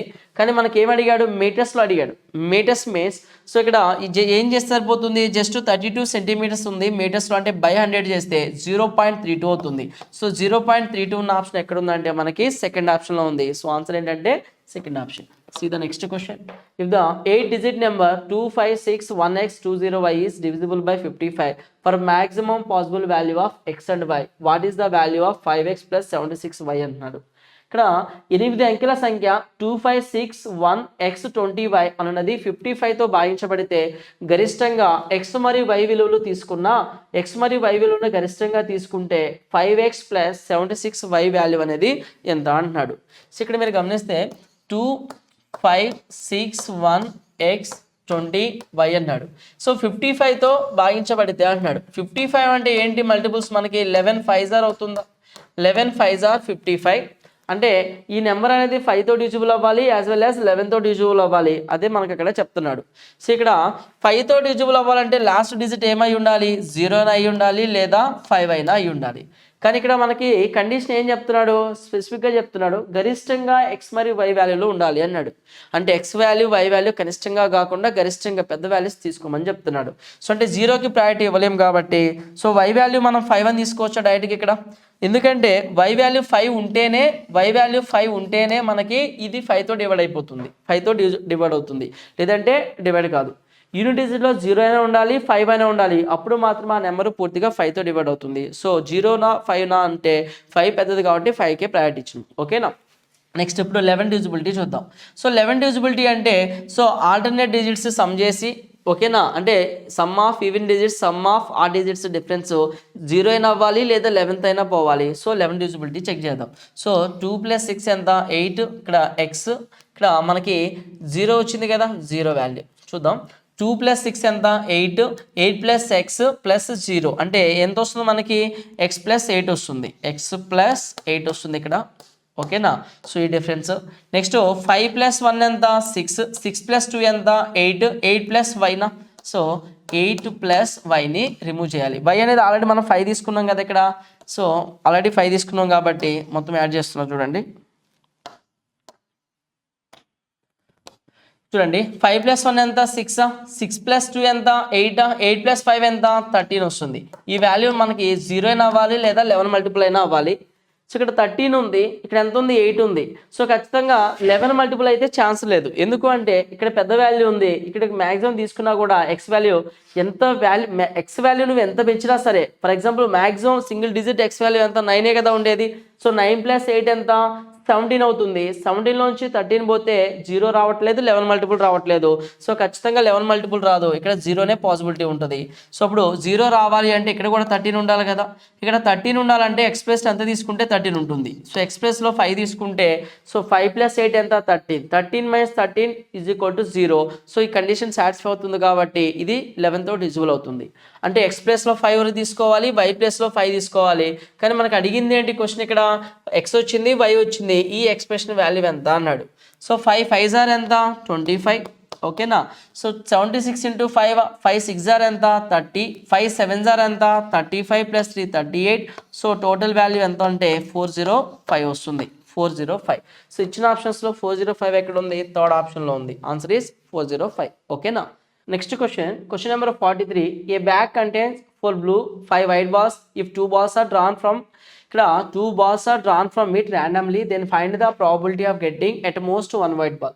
ఒక బ్యాగ్లో 4 నీలం రంగు బంతులు 5 తెలుపు రంగు బంతులు ఉన్నాయి. దాని నుండి యాదృచ్ఛికంగా 2 బంతులు తీసినట్లయితే గరిష్టంగా ఒక తెల్లని బంతిని పొందే సంభావ్యత ఎంత అన్నాడు. ఇక్కడ గరిష్టంగా ఒక తెల్లని బంతిని పొందుతున్నాడంట. సో అంటే ఏంటి? ఇక్కడ మ్యాక్సిమం 1 వైట్ బాల్ ఉండాలి. ఇక్కడ మినిమం 1 వైట్ బాల్ అంటే కండిషన్ చూద్దాం, ఆ తర్వాత గరిష్టం అనేది మనకు అర్థమవుతుంది. సో మినిమం 1 వైట్ బాల్ అంటే మినిమం 1 ఉండాలి, మ్యాక్సిమం వరకు 2 ఉండాలి. ఎందుకని? 2 బాల్స్నే కదా పిక్ చేస్తున్నాడు, సెన్ని బంతులు పిక్ చేస్తున్నాడు, యాదృచ్ఛికంగా రెండింటిని పిక్ చేస్తున్నాడు కాబట్టి సో మినిమం 1 అంటే మినిమం 1 మ్యాక్సిమం 2 అని వెళ్తాం ఎప్పుడు అది మినిమం కండిషన్ ఇస్తే. కానీ ఇక్కడ ఏమన్నాడు? మ్యాక్సిమం 1 వైట్ బాల్ అన్నాడు. మ్యాక్సిమం నుంచి తగ్గాలి అంటే మినిమం అని ఇస్తే తక్కువ నుంచి ఎక్కువకు తీసుకుంటాం, మ్యాక్సిమం అని ఇస్తే అక్కడి నుంచి తక్కువకు తీసుకుంటాం. అంటే 1 వైట్ బాల్ ఉండాలి ఫస్ట్ కేసు. సెకండ్ కేసు ఏంటంటే 0 వైట్ బాల్ ఉండాలి. ఓకేనా? ఫస్ట్ కేసులో 1 వైట్ బాల్ పిక్ చేయాలి, మ్యాక్సిమం 1 తీసుకోవాలి, మినిమం అంటే ఇంకా తగ్గుతూ వెళ్ళాలి 1 కన్నా అంటే మ్యాక్సిమం ఇచ్చాడు అంటే 1 వైట్ బాల్ తీసుకుంటాం. సో ఆ 1 వైట్ బాల్ నుంచి ఇంకా తక్కువకి తీసుకుంటూ వస్తాం, తగ్గుతూ వస్తే 1 తర్వాత లెస్ వాల్యూ ఏంటి? 0నే కదా, 0 వైట్ బాల్ అవుతుంది. So this is the probability. ఈ వాల్యూనే ఫైండ్ అవుట్ చేయమని చెప్తున్నాడు. సో ఇక్కడ మనకి ఫస్ట్ కాంబినేషన్లో 1 వైట్ బాల్ ఉండాలి, 4 బ్లూ బాల్స్ అన్నాడు కదా, 4లో నుంచి 1 బాల్ తీసుకుంటాం, 5 బాల్స్ నుంచి 1 తీసుకుంటాం, అవుట్ ఆఫ్ 9C2నా టోటల్ 9 బాల్స్ నుంచి 2 కదా పిక్ చేస్తుంది, ఇది ఒక కేసు వస్తుంది. సో ఆర్ అంటాం దీన్ని. సో 0 వైట్ బాల్స్ ఉండాలంటే ఖచ్చితంగా 4 బ్లూ బాల్స్ నుంచి 2 పిక్ చేస్తున్నాం బై 9C2. డినామినేటర్లో నీకు సేమ్ ఉంది కాబట్టి ఎల్సిఎం ఏమవుతుంది 9C2 అవుతుంది. సో న్యూమరేటర్ కనుక చూస్తే 4 5s ఆర్ ఎంత 20 ప్లస్ ఇక్కడ 4C2 అంటే ఏమని రాయొచ్చు 4 3/2 1 డివైడెడ్ బై ఇక్కడ 9C2 అంటే ఏమని రాయొచ్చు మనం 9 8 ఓకేనా. సో 2 1 ఇక్కడ ఎన్ని టైమ్స్ పోతుంది 4 టైమ్స్ పోతుంది, ఇది ఎన్ని టైమ్స్ పోతుంది 2 టైమ్స్ పోతుంది. 20 ప్లస్ 2 3s ఆర్ 6 సో 26 మిగిలిందా పైన న్యూమరేటర్లో. సో 9 4s ఆర్ ఎంత 36 సో 2 అనేది 13 టైమ్స్ పోతుంది, 2 అనేది 19 టైమ్స్ పోతుంది.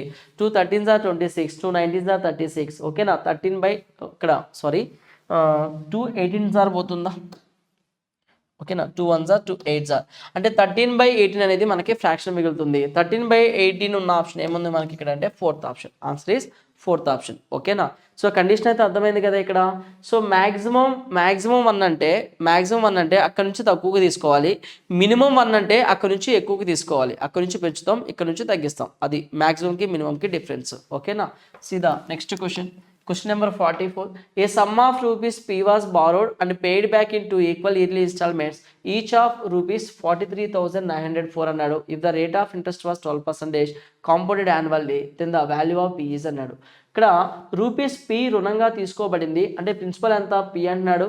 2 సమాన వార్షిక వాయిదాలలో ఒక్కొక్కటి 43,904గా తిరిగి చెల్లించబడింది. వడ్డీ రేటు 12% వార్షికంగా ఉంటే అయినా P వాల్యూ ఎంత అంటున్నాడు. ఇక్కడ రేట్ ఆఫ్ ఇంట్రెస్ట్ ఎంత 12% అన్నాడు. 2 సంవత్సరాల్లో 2 ఈక్వల్ ఇన్స్టాల్మెంట్స్లో పే చేసినానని చెప్తున్నాడు. సో 12%ని ఫ్రాక్షన్కి ఏమని చెప్పొచ్చు 4 3s are 4 25s are.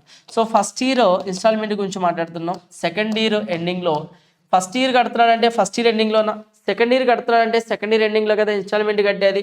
So 1 year కాబట్టి ప్రిన్సిపల్ ఏమవుతుంది 25 కాస్త 28 అవుతుంది. సో ఇది ప్రిన్సిపల్ అయితే ఇది ఏమవుతుంది మనకి interest compound interest for 1 year అవుతుంది. సో 1 ఇయర్ ఎండింగ్లో 25 ప్రిన్సిపల్ కాస్త 28 అవుతుంది. 2 ఇయర్స్ ఎండింగ్ అంటే సెకండ్ ఇయర్ ఎండింగ్లో 2 ఇయర్స్ ఉంచుకొని కడుతున్నాడు కదా. 2 ఇయర్స్ అన్నప్పుడు ప్రిన్సిపల్ అనేది 2 టైమ్స్ మల్టిపుల్ అవుతుంది, అమౌంట్ అనేది 25 + 3 2 టైమ్స్ తీసుకుంటాం. సో జనరల్గా మనకి ఎందుకని ఇంట్రెస్ట్ మీద ఇంట్రెస్ట్ వస్తుంది కాబట్టి. సో 25 2 టైమ్స్ అంటే 25² ఎంత మనకి 25 2 టైమ్స్ మల్టిపుల్ అంటే 25² ఎంత 625 ఓకేనా. 625 అవుతుంది, ఇది ప్రిన్సిపల్ అవుతుంది 2 ఇయర్ ఎండింగ్ తర్వాత. 25 + 3 ఎంత 28, 28² అంటే ఎంత అవుతుంది అంటే 784 అవుతుంది. ఎంత value 784. So 2 years second year ఎండింగ్లో ఇది ప్రిన్సిపల్ అయితే ఇది ఇన్స్టాల్మెంట్ మీన్స్ అమౌంట్ అవుతుంది. క్లియర్ కదా. కానీ కండిషన్ ఏమన్నాడు సో ఇక్కడ 2 సమాన వాయిదాల్లో కడుతున్నా అని చెప్తున్నాడు. 2 ఈక్వల్ ఇన్స్టాల్మెంట్స్ అని చెప్తున్నాడు.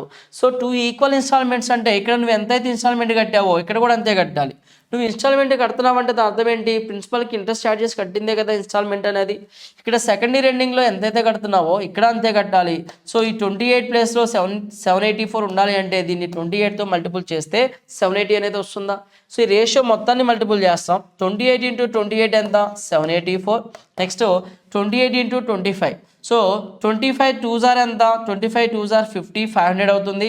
25 4s ఆర్ 100, 25 4s ఆర్ 100, 500 + 200 ఎంత 700 అవుతుంది ఓకేనా. సో ఫస్ట్ ఇన్స్టాల్మెంట్ ఎంత కట్టావు, సెకండ్ ఇన్స్టాల్మెంట్ ఎంత కట్టావు. సో ఈక్వల్ ఇన్స్టాల్మెంట్స్ కడుతున్నావు. క్లియర్ కదా. సో ఫస్ట్ ఇన్స్టాల్మెంట్ కట్టేటప్పుడు నువ్వు ఎంత ప్రిన్సిపల్ అప్పు ఉన్నావు 700 ఉన్నావు. సెకండ్ ఇన్స్టాల్మెంట్ కట్టేటప్పుడు నువ్వు ఎంత అప్పు ఉన్నావు 625 అనేది అప్పు ఉన్నావు. అంటే ఇది ప్రిన్సిపల్ ఇది అమౌంట్, ఇది ప్రిన్సిపల్ ఇది అమౌంట్. ఫస్ట్ ఇన్స్టాల్మెంట్ అప్పుడు ఎంత ప్రిన్సిపల్ నీ దగ్గర ఉంది, సెకండ్ ఇన్స్టాల్మెంట్ అప్పుడు నీ దగ్గర ఎంత ప్రిన్సిపల్ ఉంది. సో ఈ రెండు కలిపితే ఎంత వస్తుంది మనకి 700 + 600 1300, 1325 అనేది ప్రిన్సిపల్ వాల్యూ అవుతుంది. టోటల్ 1325 వాల్యూ అనేది మనం ఫైండ్ అవుట్ చేయాలి. 1325 ఇస్ ద ప్రిన్సిపల్ వాల్యూ ఓకేనా. సో ఇప్పుడు మనకి ఇచ్చిన క్లూ ఏంటి క్వశ్చన్లో ఈచ్ ఇన్స్టాల్మెంట్ ఎంత అంటున్నాడు 43,904 అంటున్నాడు ఓకేనా. సో ఈచ్ ఇన్స్టాల్మెంట్ అంటే ఎంత 784 వాల్యూ అనేది 43,904 అయితే 43,904 అయితే 1325 ప్రిన్సిపల్ వాల్యూ ఎంత అనేది ఫైండ్ అవుట్ చేయాలి. ఓకేనా. సో ఇక్కడ గమనిస్తే 7 అనేది ఇక్కడ 40లో ఎన్ని టైమ్స్ పోతుంది, 7 5s are 35. సో 7 6s కూడా కాదు, 7 6s ఎందుకు తీసుకోకూడదు అంటే ఒక 7 లేదు ఇక్కడ, 780 వరకు ఉంది. సో 7 6s తీసుకుంటే ఎక్కువైపోతుంది కాబట్టి 7 5s are 35. సో ఇక్కడ 4 ఉందా, ఇక్కడ లాస్ట్ డిజిట్లో 4 ఉంది. సో ఇక్కడ 4 అనేది ఏ టేబుల్లో పోతుంది అంటే ఏ టేబుల్ దగ్గర అంటే ఏ వాల్యూ మల్టిపుల్ దగ్గర 4 వస్తుంది అంటే 4 1s are 4 దగ్గర వస్తుంది, 4 2s are 4 3s are 4 4s are 4 5s are 4 6s are 6 times దగ్గర వస్తుంది. ఓకేనా. సో 1 దగ్గర ఎందుకు తీసుకోకూడదు అంటే చూద్దాం. ఇక్కడ 7 5s are 35 అంటే 43,000 కన్నా తక్కువ వాల్యూ ఉంటుంది కాబట్టి 1 దగ్గర తీసుకోకూడదు.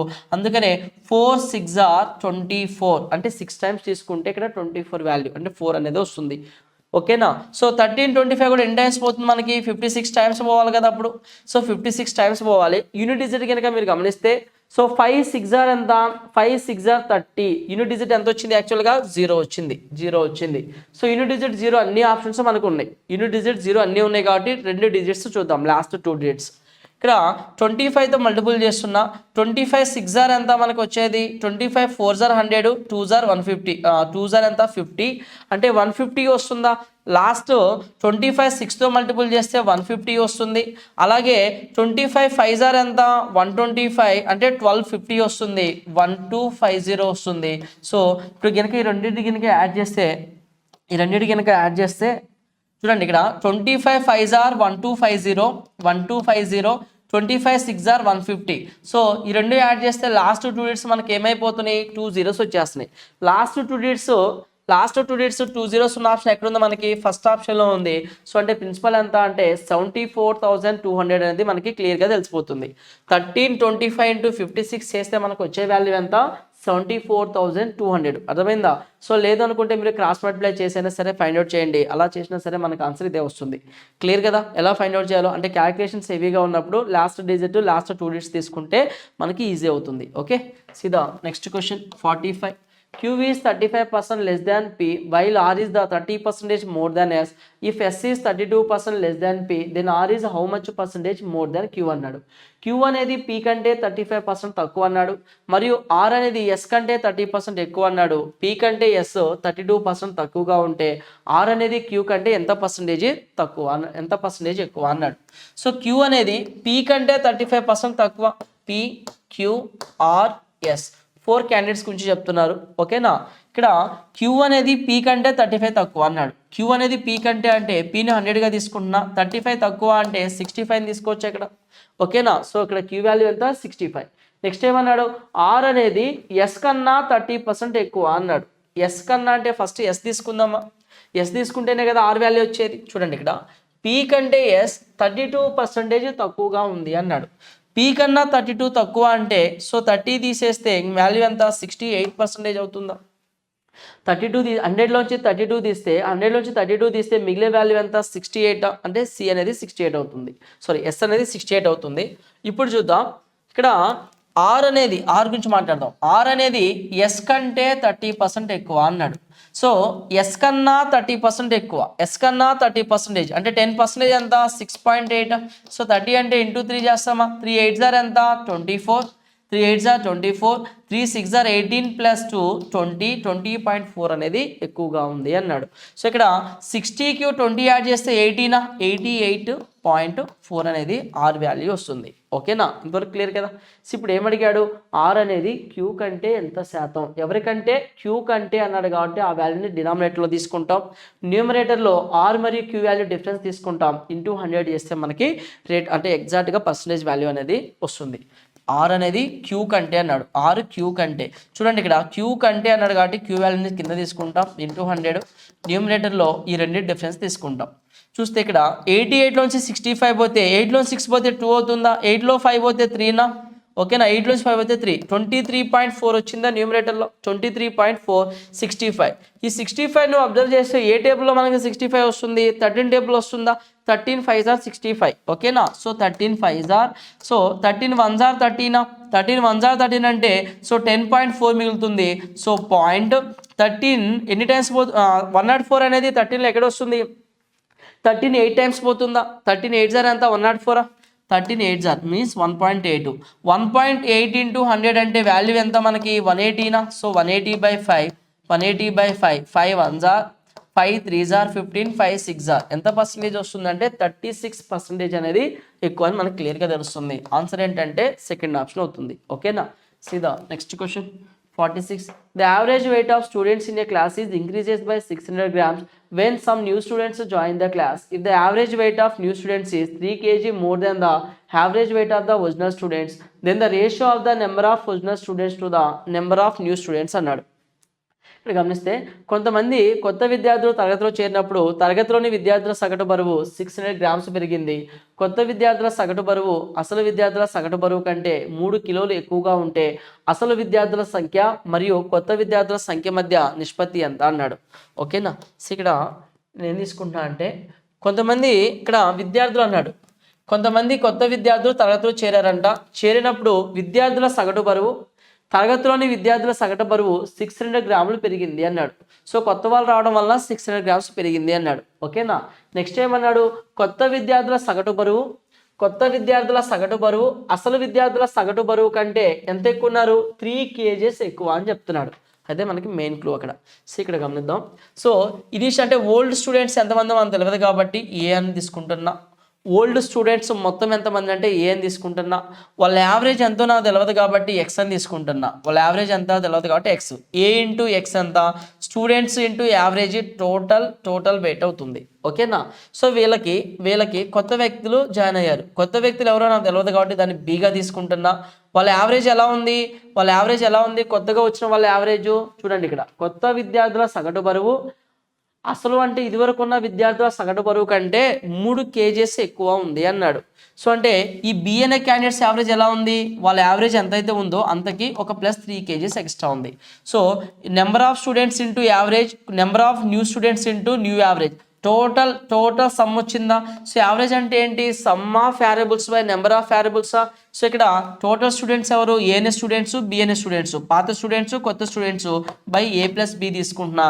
ఈ యావరేజ్, ఈ కొత్త యావరేజ్ ఏమైంది, ఇప్పుడు ఈ కొత్త యావరేజ్ ఏమైంది అంటున్నాడు. చూడండి ఇక్కడ 600 గ్రామ్స్ ఇంక్రీజ్ అయింది అంటున్నాడు. 600 గ్రామ్స్ ఇంక్రీజ్ అయింది అంటున్నాడు.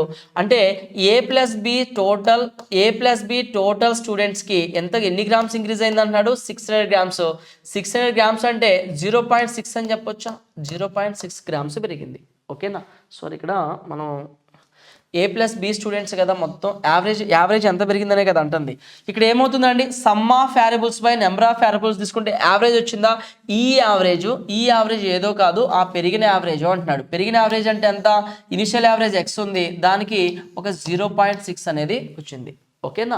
సో ఇనిషియల్ యావరేజ్ ఎంత ఉంది, x అనే యావరేజ్ ఉంది, దానికి ఎంత పెరిగింది, 600 గ్రామ్స్ అంటే 0.6 kgs అనేది పెరగడం జరిగింది. ఇది కరెక్ట్ డెఫినేషన్. ఓకేనా.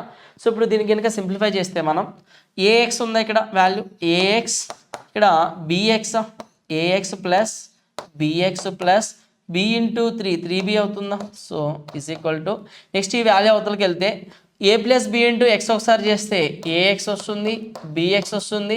నెక్స్ట్ A+B ఇంటూ 0.6 ఒకసారి చేస్తే ఏమని చెప్పొచ్చు, ఇక్కడ 0.6A ప్లస్ 0.6B అవుతుంది. ఓకేనా. దీని అవతల తీసుకెళ్ళి సింప్లిఫై చేస్తే ఇలా వస్తుంది. సో ఇక్కడ AX BX, ఇక్కడ AX క్యాన్సిల్, BX క్యాన్సిల్ చేయొచ్చా. నెక్స్ట్ ఇక్కడ ఏముంది, 3B ఉంది, ఇక్కడ ఏముంది 0.6B ఉంది. ఈ 0.6B యువతలకు వస్తే ఏమవుతుంది, 2.4Bనా is equal to, so 0.6A అవుతుంది. 6 1 జార్ 6 4 జారా. సో B/A కనుక చూస్తే రేషియో ఎంత వస్తుంది మనకి, 1/4 వస్తుంది. సో ఇనిషియల్ క్యాండిడేట్స్ ఎవరు, ఏ కదా, ఇనిషియల్ క్యాండిడేట్స్ ఏ కాబట్టి A4 వచ్చింది. ప్రజెంట్ కొత్తగా వచ్చిన వాళ్ళు ఎవరు, B కాబట్టి B ప్లేస్లో 1 వచ్చింది, B వాల్యూ 1 వచ్చింది. సో క్వశ్చన్ ఏం అడిగాడు, అసలు విద్యార్థుల సంఖ్య మరియు కొత్త విద్యార్థుల సంఖ్య మధ్య నిష్పత్తి అన్నాడు. అసలు విద్యార్థులు అంటే ఎవరు, 4 మెంబర్స్, 4 పార్ట్సా. కొత్త విద్యార్థులు ఎవరు, 1 అంటే 4:1 అనేది మన ఆన్సర్ అవుతుంది. సో 4:1 ఎక్కడ ఉంది option, second option is the correct answer. అసలు విద్యార్థుల సంఖ్య అన్నాడు కాబట్టి ఏ అనేది అసలు విద్యార్థులు కాబట్టి ఫస్ట్ 4 తీసుకుంటాం, నెక్స్ట్ 1 తీసుకుంటాం. 4:1 ఇస్ ద కరెక్ట్ రేషియో అవుతుంది. ఓకే. సీదా next Question number 47. The ratio of the monthly income of Rakesh that of Vikas is 7:12 and the ratio of their monthly expenditures is 8:15. ఇక్కడ monthly savings of Rakesh is 25% of his monthly income. Then what is the ratio of monthly savings of Rakesh to that of Vikas అన్నాడు. ఇక్కడ వికాస్ రాకేష్ నెలవారీ ఆదాయాల నిష్పత్తి 7:12 అంట, మరియు నెలవారీ ఖర్చుల నిష్పత్తి వరుసగా 8:15 ఉంది. రాకేష్ నెలవారీ పొదుపు అతని నెలవారీ ఆదాయంలో 20%గా ఉంటే రాకేష్ మరియు వికాస్ నెలవారీ పొదుపుల నిష్పత్తి అనేది మనకు అడుగుతున్నాడు. సో ఇక్కడ మనకి ఇచ్చిన డేటా ఏంటంటే ఇన్కమ్స్ రేషియో ఇచ్చాడు. ఎవరు? రాకేష్ అనే క్యాండిడేట్, వికాస్ అనే క్యాండిడేట్. ఇన్కమ్స్ రేషియో ఏమి ఇచ్చాడు? ఇక్కడ 7:12 అని చెప్తున్నాడు. ఓకేనా. నెక్స్ట్ వారి యొక్క నెలవారీ ఖర్చుల నిష్పత్తి ఇచ్చాడు, అంటే ఎక్స్పెండిచర్ రేషియో ఇచ్చాడు. ఎంత ఎక్స్పెండిచర్ రేషియో? 8:15 అని చెప్తున్నాడు. ఎక్స్పెండిచర్ రేషియో ఎంత? 8:15. సో జనరల్గా ఎక్స్పెండిచర్ తక్కువ ఉండాలి, ఇన్కమ్ అనేది ఎక్కువ ఉండాలి, కానీ ఇక్కడ రివర్స్లో ఉంది, అంటే ఈ రేషియో అనేది కరెక్ట్గా లేదు. సో ఫస్ట్ మనం దీన్ని బ్యాలెన్స్ చేద్దాం. సో నెక్స్ట్ ఇంకేమి ఇచ్చాడు మనకి? డేటా ఏమి ఇచ్చాడు? క్లూ. రాకేష్ నెలవారీ పొదుపు అతని నెలవారీ ఆదాయంలో 25%గా ఉందన్నాడు. అంటే సేవింగ్స్ పర్సంటేజ్ ఇచ్చాడు. 25% సేవింగ్ని ఫ్రాక్షన్లో రాస్తే 1/4, అంటే 4 పార్ట్స్ ఇన్కమ్లో 1 పార్ట్ని సేవ్ చేస్తున్నా అని చెప్తున్నాడు. సో మొత్తం ఇన్కమ్ ఎంత? 4 పార్ట్స్ అయితే అందులో 1 పార్ట్ని సేవ్ చేస్తున్నాడు. అంటే 4లో 1 సేవ్ చేస్తే రిమైనింగ్ 3 ఖర్చు చేస్తున్నట్ట. సో అతని ఇన్కమ్ ఎంత? 4 పార్ట్స్ ఉంది. అతనికి ఎక్స్పెండిచర్ ఎంత? 3 పార్ట్స్ ఉంది. అతని సేవింగ్స్ ఎంత ఉందంటే 1 పార్ట్ ఉంది. సో మనకి ఏం కావాలి? ఇద్దరి యొక్క సేవింగ్స్ రేషియో కావాలి. Savings 1 part, expenditure 3 parts, income 4 parts. ఇంతవరకు క్లియర్ కదా? సో ఇక్కడ ఈ రేషియోని ఫైండ్ అవుట్ చేద్దాం. ఫస్ట్ రేషియోలో చూస్తే ఫస్ట్ వాల్యూ చూడండి, ఇక్కడ 55 ఉంది, ఇక్కడేమో 56 ఉంది, ఇక్కడేమో 54 ఉంది, ఇక్కడేమో 58 ఉంది. అంటే రెండు వాల్యూస్ కాకుండా జస్ట్ ఒక వాల్యూని ఫైండ్ అవుట్ చేస్తే సరిపోతుందా?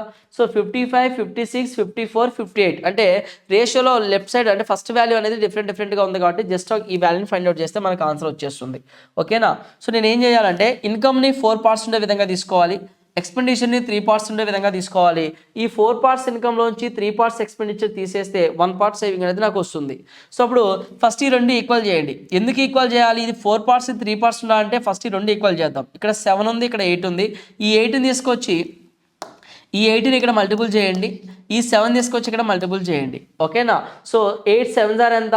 8 7s ఆర్ 56, 7 8s ఆర్ ఎంత? 56. ఈక్వల్గా ఉన్నాయా? సో ఇప్పుడు ఈ రెండు ఇన్కమ్ ఎక్స్పెండిచర్ ఈక్వల్గా ఉన్నాయి. అప్పుడు ఇది 4 పార్ట్స్ ఉండాలి, ఇది 3 పార్ట్స్ ఉండాలి కాబట్టి 4తో మల్టిపుల్ చేయి, 3తో మల్టిపుల్ చేయి. ఓకేనా. సో 4తో మల్టిపుల్, 3తో మల్టిపుల్. 8 7s ఆర్ ఎంత? 56. 7 8s ఆర్ ఎంత? 56. 4తో మల్టిపుల్ చేస్తే 4 × 56, 3తో మల్టిపుల్ చేస్తే 3 × 56. 4 × 56లోంచి 3 × 56 తీసేస్తే రిమూవ్ చేస్తే 1 × 56 అంటే ఒక 56 వాల్యూ వస్తుందా? సో అంటే సేవింగ్స్లో మనకి ఏమొస్తుంది? 56 వస్తుంది. సో 56 ఉన్న ఆప్షన్ ఎక్కడ ఉంది? సెకండ్ ఆప్షన్లో ఉంది. సో సెకండ్ క్యాండిడేట్ కూడా అంతే. ఇక్కడ 8ని 7 మల్టిపుల్ చేస్తాం అంటే అదే 8 తోటి 12 కూడా మల్టిపుల్ చేస్తాం, అదే 8తో 12 కూడా మల్టిపుల్ చేస్తాం, అదే 7తో 15 కూడా మల్టిపుల్ చేస్తాం. ఇక్కడ 4 తోటి ఈ 56 వాల్యూని మల్టిపుల్ చేస్తాం అంటే ఇదే 4 తోటి ఈ వాల్యూని కూడా మల్టిపుల్ చేస్తాం. ఎందుకంటే రేషియో అంటే ఏంటి? ఒక వాల్యూని మల్టిపుల్ చేస్తే అవతల వాల్యూ కూడా మల్టిపుల్ చేయాలి కాబట్టి సో దీన్ని కూడా ఇలా మల్టిపుల్ చేసి క్యాలిక్యులేట్ చేయాల్సిన అవసరం లేదు. ఎందుకని? 56 అనేది ఒకటే ఆప్షన్లో ఉంది. ఒకవేళ 56 రెండు అంతకన్నా ఎక్కువ ఆప్షన్స్లో ఇస్తే మొత్తం ఆ వాల్యూ కూడా ఫైండ్ అవుట్ చేసి డిఫరెన్స్ తీసుకుంటాం. ఓకేనా. సో ఆన్సర్ ఏంటి మనకి? సెకండ్ ఆప్షన్ అవుతుంది. సిద్ధా. Next question. 2 taps A and B can fill a cistern in 40 minutes and 60 minutes respectively. Which of the following statement is true? The pipe B can fill 4/5 part of the cistern in 36 minutes. Both taps together can fill 75% of the cistern in 20 minutes. A మరియు B అనే రెండు పైపులు వరుసగా 40 నిమిషాలు 60 నిమిషాల్లో ఒక తొట్టిని నింపగలవు. కింది వాటిలో ఏది సరైనది అన్నాడు. ఇక్కడ పైపు B 36 నిమిషాలలో తొట్టిలో 4/5 భాగాన్ని నింపగలదు. రెండు పైపులు కలిసి 20 నిమిషాల్లో 70% తొట్టిని నింపుతున్నాయి అని చెప్తున్నాడు. ఇక్కడ ఏ మరియు బి అనేది మనకి ఏమి ఇచ్చాడు? డేటా ఇచ్చాడా ఏ మరియు బి గురించి? ఏ ఒక ట్యాంక్ని 40 మినిట్స్లో నింపగలదు అంటున్నాడు. ఓకేనా. సో బి అనే పైపు ఏ అనే పైపు 40 మినిట్స్లో నింపితే బి అనే పైపు 60 మినిట్స్లో తొట్టిని నింపుతుంది అన్నాడు. సో మనకి టైం రేషియో నుంచి ఏమొస్తుంది? ఎఫిషియన్సీ రేషియో వస్తుంది. ఓకేనా. So 0 0 cancel, 2 2s 2 3s 2:3 time ratio అయితే 3:2ని ఏమని చెప్తాం? ఎఫిషియన్సీ రేషియోగా తీసుకుంటాం. 40 3s 120, 60 2s 120. టోటల్ వర్క్ ఎంత అంటే 120. So time into efficiency is nothing but work. So ఈ వర్క్ని ఎలా చేయాలంట? ఫస్ట్ కండిషన్ చెప్తున్నాడు. పైపు బి 36 నిమిషాల్లో 4/5 వంతుని ఖాళీ చేస్తుంది అన్నాడు.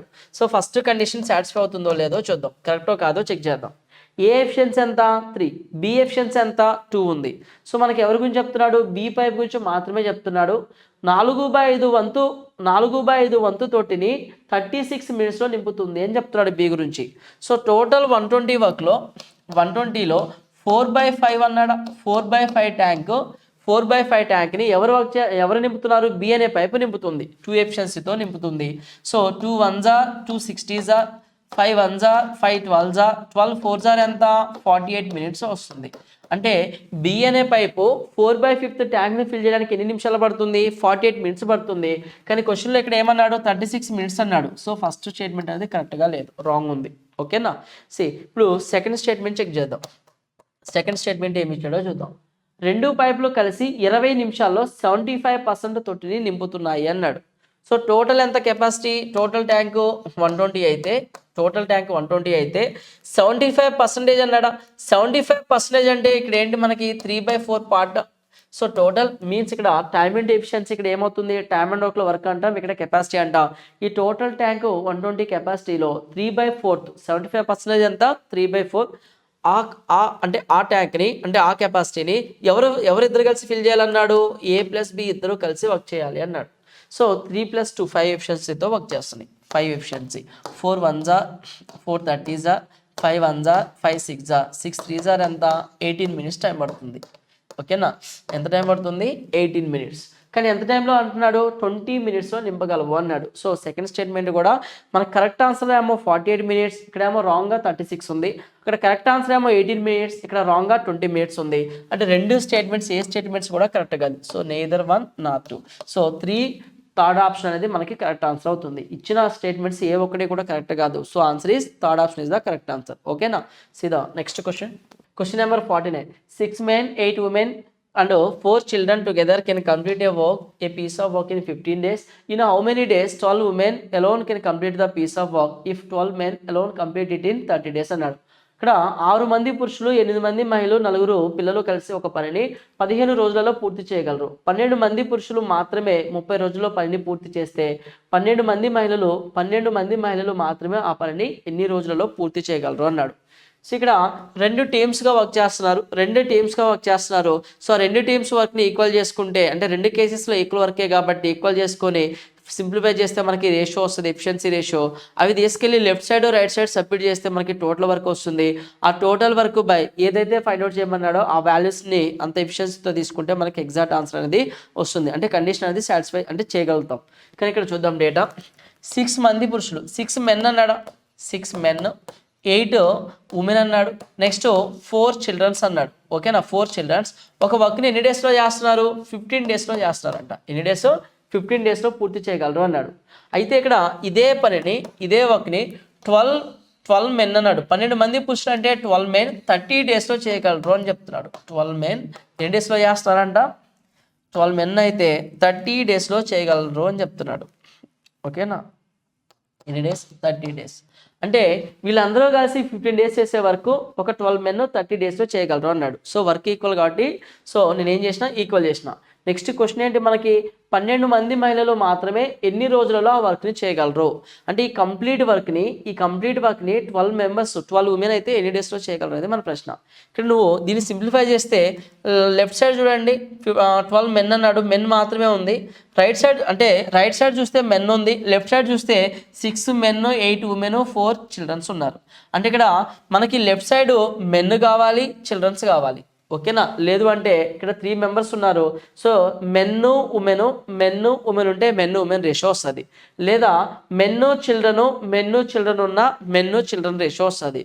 లేదు ఇలా ఉన్నా సరే ఇంకొక అడిషనల్ ఇంకొక స్టేట్మెంట్ కనుక ఇస్తే ఆ స్టేట్మెంట్ కూడా అక్కడ ఈజ్ ఈక్వల్ టు అని ఇంకొక వర్క్ని కూడా అక్కడ రాసి అదే వర్క్ని అక్కడ రాసి సో 3 ఇన్ఫర్మేషన్స్ బేస్ చేసుకొని మనం men efficiency, women efficiency, children efficiency తీసుకొని ఇచ్చిన క్వశ్చన్ సాల్వ్ చేయొచ్చు. కానీ ఇక్కడ సో మనకి ఎఫిషియన్సీ తీసుకోవడానికి పాసిబిలిటీ లేదు కాబట్టి అంటే మనం క్యాల్కులేట్ చేసేదానికి డేటా అనేది ఈ డేటా అయితే మనకి సరిపోదు. ఇంకా కొంత డేటా ఉంటే మనం సాల్వ్ చేయగలుగుతాం. సో ఆన్సర్ ఏమవుతుందంటే సో కాన్ బి డిటర్మైన్. ఓకేనా. ఈ డేటా తోటి మనం మెన్కి ఎంత ఎఫిషియన్సీ, ఉమెన్ ఎంత ఎఫిషియన్సీతో వర్క్ చేస్తాడు, చిల్డ్రన్ ఎంత ఎఫిషియన్సీతో వర్క్ చేస్తాడు ఎగ్జాక్ట్గా చెప్పలేము. సో ఆన్సర్ ఏంటంటే can be determine. See the next question. Two different numbers when divided by the same divisor left remainders 21 and 36 respectively when their sum was divided by the same remainder అంటే same divisor the remainder was 15 అన్నాడు. What is the divisor? రెండు వేరువేరు సంఖ్యలను ఒక సంఖ్యతో భాగించిన శేషాలు వరుసగా 21 మరియు 32 అన్నాడు. రెండు వేరువేరు సంఖ్యలను ఒకటే సంఖ్యతో భాగిస్తే వచ్చే శేషాలు ఎంత? ఒక చోట ఏమో 21 వచ్చింది, మరో చోట ఏమో 32 వచ్చింది. అయితే అదే సంఖ్యతో రెండు సంఖ్యల మొత్తాన్ని భాగించినప్పుడు, అంటే ఇక్కడ ఒక నెంబరు ఏ అనుకుందాం, దాన్ని డివైడ్ చేస్తే ఒక నెంబర్ ఏ అయితే దాన్ని ఒక నెంబర్తో డివైడ్ చేస్తే 21 రిమైండర్, మరో నెంబర్ బి అనుకుంటే దాన్ని ఇక్కడ ఏ నెంబర్ అయితే డివైడ్ చేసిందో అదే నెంబర్ ఇక్కడ డివైడ్ చేసింది, అప్పుడు రిమైండర్ ఎంత వచ్చింది? 32 వచ్చింది అన్నాడు. క్వశ్చన్ ఏమన్నాడు? అదే సంఖ్యతో ఆ రెండు సంఖ్యలను ఏ సంఖ్య అయితే డివైడ్ చేసిందో అదే సంఖ్యతో రెండు సంఖ్యల మొత్తాన్ని భాగించిన శేషం అనేది 15 వస్తుంది అన్నాడు. అయినా భాగించిన సంఖ్య ఎంత అన్నాడు. భాగించిన సంఖ్య ఎంత? డివిజర్ ఎంత అన్నాడు. సో డివిజర్ ఎంత అన్నప్పుడు అంటే ఇక్కడ నువ్వు గమనిస్తే ఎన్ని రిమైండర్స్ వచ్చినాయి ఓవరాల్గా మనకి? 21 అనేది ఒక రిమైండర్, 32 అనేది ఒక రిమైండర్, నెక్స్ట్ 15 అనేది ఒక రిమైండర్. మొత్తం ఎన్ని రిమైండర్స్? 3 రిమైండర్స్ వచ్చినాయి. అంటే 3 శేషాలు వచ్చినాయి. 3 శేషాలు వచ్చి డివిజర్ అన్నప్పుడు ఏమని తీసుకుంటామంటే రిమైండర్ ఏమంటాం? R1 అంటాం కదా. So divisor is equal to R1 plus R2 minus R3 అవుతుంది. సో ఇది ఇంపార్టెంట్ కండిషన్ మనకి, ఓకేనా. ఇక్కడ divisor is equal to first remainder second remainder sum చేసి ఆ రెండు రిమైండర్స్ సమ్లోంచి థర్డ్ రిమైండర్ని తీసివేస్తే సో మనకి ఏమొస్తుంది? ఎగ్జాక్ట్ డివిజర్ అనేది మనకు వస్తుంది, ఓకేనా. So R1 plus R2 minus R3 అంటే రెండు ఫస్ట్ 2 రిమైండర్స్ ఏంటి? 30 ప్లస్ 20 50, 50 ప్లస్ 3 ఎంత? 53 అవుతుంది. సో నెక్స్ట్ థర్డ్ రిమైండర్ ఎంత? 15. సో ఇక్కడ 50లోంచి 15 పోతే 35 ప్లస్ 3 ఎంత? 38 అవుతుంది. సో ఎంత రిజల్ట్ అంటే 38. ఇచ్చిన ఆప్షన్స్లో 38 ఎక్కడ ఉంది మనకి? 4th ఆప్షన్లో ఉంది. అర్థమైందా? 3 రిమైండర్స్ ఇచ్చి డివిజర్ అడిగినప్పుడు ఏం చేస్తామంటే R1 plus R2 minus R3 చేస్తే మనకి ఎగ్జాక్ట్ డివిజర్ అంటే మనకి భాగించిన సంఖ్య ఏదైతే ఉందో ఆ సంఖ్య అనేది మనకు వస్తుంది. Okay, 38 is the correct answer. See the next question. A train overtakes two persons walking along a railway track. The first one walks at 3 km/h. The other one walks at 4 km/h. The train needs 7.6 seconds and 7.8 seconds respectively to overtake them. What is the speed of the train if both the persons are walking in the same direction as the train? ఇక్కడ railway track వెంబడి నడుస్తున్న ఇద్దరు వ్యక్తులను ఒక రైలు దాటింది.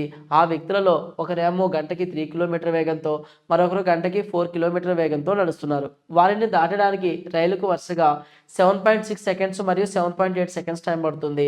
ఇద్దరు వ్యక్తులు రైలు ప్రయాణిస్తున్న దిశలో ప్రయాణిస్తున్నారు, అయినా రైలు యొక్క వేగం ఎంత అన్నాడు. సో ఇక్కడ ఒక ట్రైను ట్రాక్ మీద ఇద్దరు వ్యక్తులు వెళ్తున్నారు.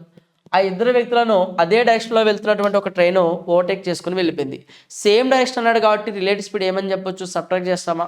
సో ట్రైన్ స్పీడ్ నాకు ఎంతో తెలియదు, ఏ అంటున్నా ఏనే స్పీడ్తో వెళ్తుంది. ఫస్ట్ క్యాండిడేట్ ఎంత స్పీడ్తో వెళ్తున్నారు? ఫస్ట్ క్యాండిడేట్ 3 స్పీడ్తో వెళ్తున్నాడు. సెకండ్ క్యాండిడేట్ 4 స్పీడ్తో వెళ్తున్నాడు. ఫస్ట్ క్యాండిడేట్ని ఓవర్టేక్ చేసేటప్పుడు రిలేటివ్ స్పీడ్ ఎంత? A-3. సెకండ్ క్యాండిడేట్ని ఓవర్టేక్ చేసేటప్పుడు రిలేటివ్ స్పీడ్ ఎంత? A-4 అవుతుంది. ఫస్ట్ క్యాండిడేట్ని ఓవర్టేక్ చేసేటప్పుడు రిలేటివ్ స్పీడ్ ఎంత? A-3 అయితే సెకండ్ క్యాండిడేట్ని ఓవర్టేక్ చేసేటప్పుడు A-4. ఇంతవరకు క్లియరా? ఇక్కడ నువ్వు గమనిస్తే సో ఇక్కడ ఒక ట్రైను జనరల్గా కాన్సెప్ట్ ఏంటి మనకి? ఒక ట్రైన్ ఒక పర్సన్ని కవర్ చేసింది. ఒక ట్రైను ఒక పర్సన్ని దాటి వెళ్ళిపోయింది అంటే ఎంత లెంత్ని కవర్ చేసింది? ట్రైను దాని లెంత్ని కవర్ చేసిందని చెప్తామా? ఒక ట్రైను ఒక పర్సన్ని కవర్ చేయడానికి ఒక 10 సెకండ్లు పట్టిందంటే ఆ 10 సెకండ్లలో ట్రైను దాని లెంత్ని కవర్ చేసుకుని వెళ్ళిపోయింది అంటే దాని లెంత్ని దాటి వెళ్ళింది అని అర్థం, ఓకేనా. సో ఇక్కడ బోత్ కేసెస్లో పర్సన్ కదా కవర్ చేస్తుంది, పర్సన్ కదా దాటి వెళ్ళింది. సో పర్సన్ని క్రాస్ చేసి వెళ్ళింది అంటే ట్రైన్ దాని లెంత్ని కదా క్రాస్ చేసింది. ఫస్ట్ కేసులో ట్రైన్ లెంత్ ఉంది, సెకండ్ కేసులో ట్రైన్ లెంత్ ఉంది. సో రెండు ట్రైన్స్ లెంతే కాబట్టి సో ఆ లెంత్లు ఈక్వల్ ఉంటాయి కాబట్టి ఈక్వల్ చేస్తున్నాం, ఓకేనా. సో మనకి లెంత్ అంటే ఎలా వస్తుంది? స్పీడ్ ఇంటూ టైమ్ డిస్టెన్సే కదా. లెంత్ అంటే ఏంటి? స్పీడ్ ఇంటూ టైమా. సో రిలేటివ్ స్పీడ్ మన దగ్గర ఉంది. సో ఇప్పుడు ఏం కావాలి? ఇక టైం కావాలి కదా. రిలేటివ్ స్పీడ్ ఉంది, టైం కావాలి. చూడండి ఇక్కడ ఫస్ట్ క్యాండిడేట్ని ఎంత టైంలో దాటింది? 7.6 సెకండ్స్లో క్రాస్ చేసింది. 7.6ని 76గా తీసుకుంటున్నా. సెకండ్ క్యాండిడేట్ని ఎంత టైంలో క్రాస్ చేసింది? 78 సెకండ్స్. అంటే 7.8 సెకండ్స్ మీన్స్ 78. ఇక్కడ పాయింట్ రిమూవ్ చేసిన, ఇక్కడ పాయింట్ రిమూవ్ చేసిన. ఇది మనకి ఇచ్చిన data. So speed into time, train distance అంటే ఇక్కడ 3 స్పీడ్తో వెళ్తున్న పర్సన్ని 76 సెకండ్స్లో దాటిందంటే సో 76లో ట్రైన్ లెంత్ కవర్ చేసిందా? 4 స్పీడ్తో వెళ్తున్న పర్సన్ని 78 సెకండ్స్లో క్రాస్ చేసిందంటే 78 సెకండ్స్లో ట్రైన్ లెంత్ కదా కవర్ చేసింది. సో రెండు కేసెస్లో ట్రైన్ లెంత్ ఈక్వల్ కాబట్టి ఈక్వల్ చేసిన. ఇంతవరకు క్లియరా?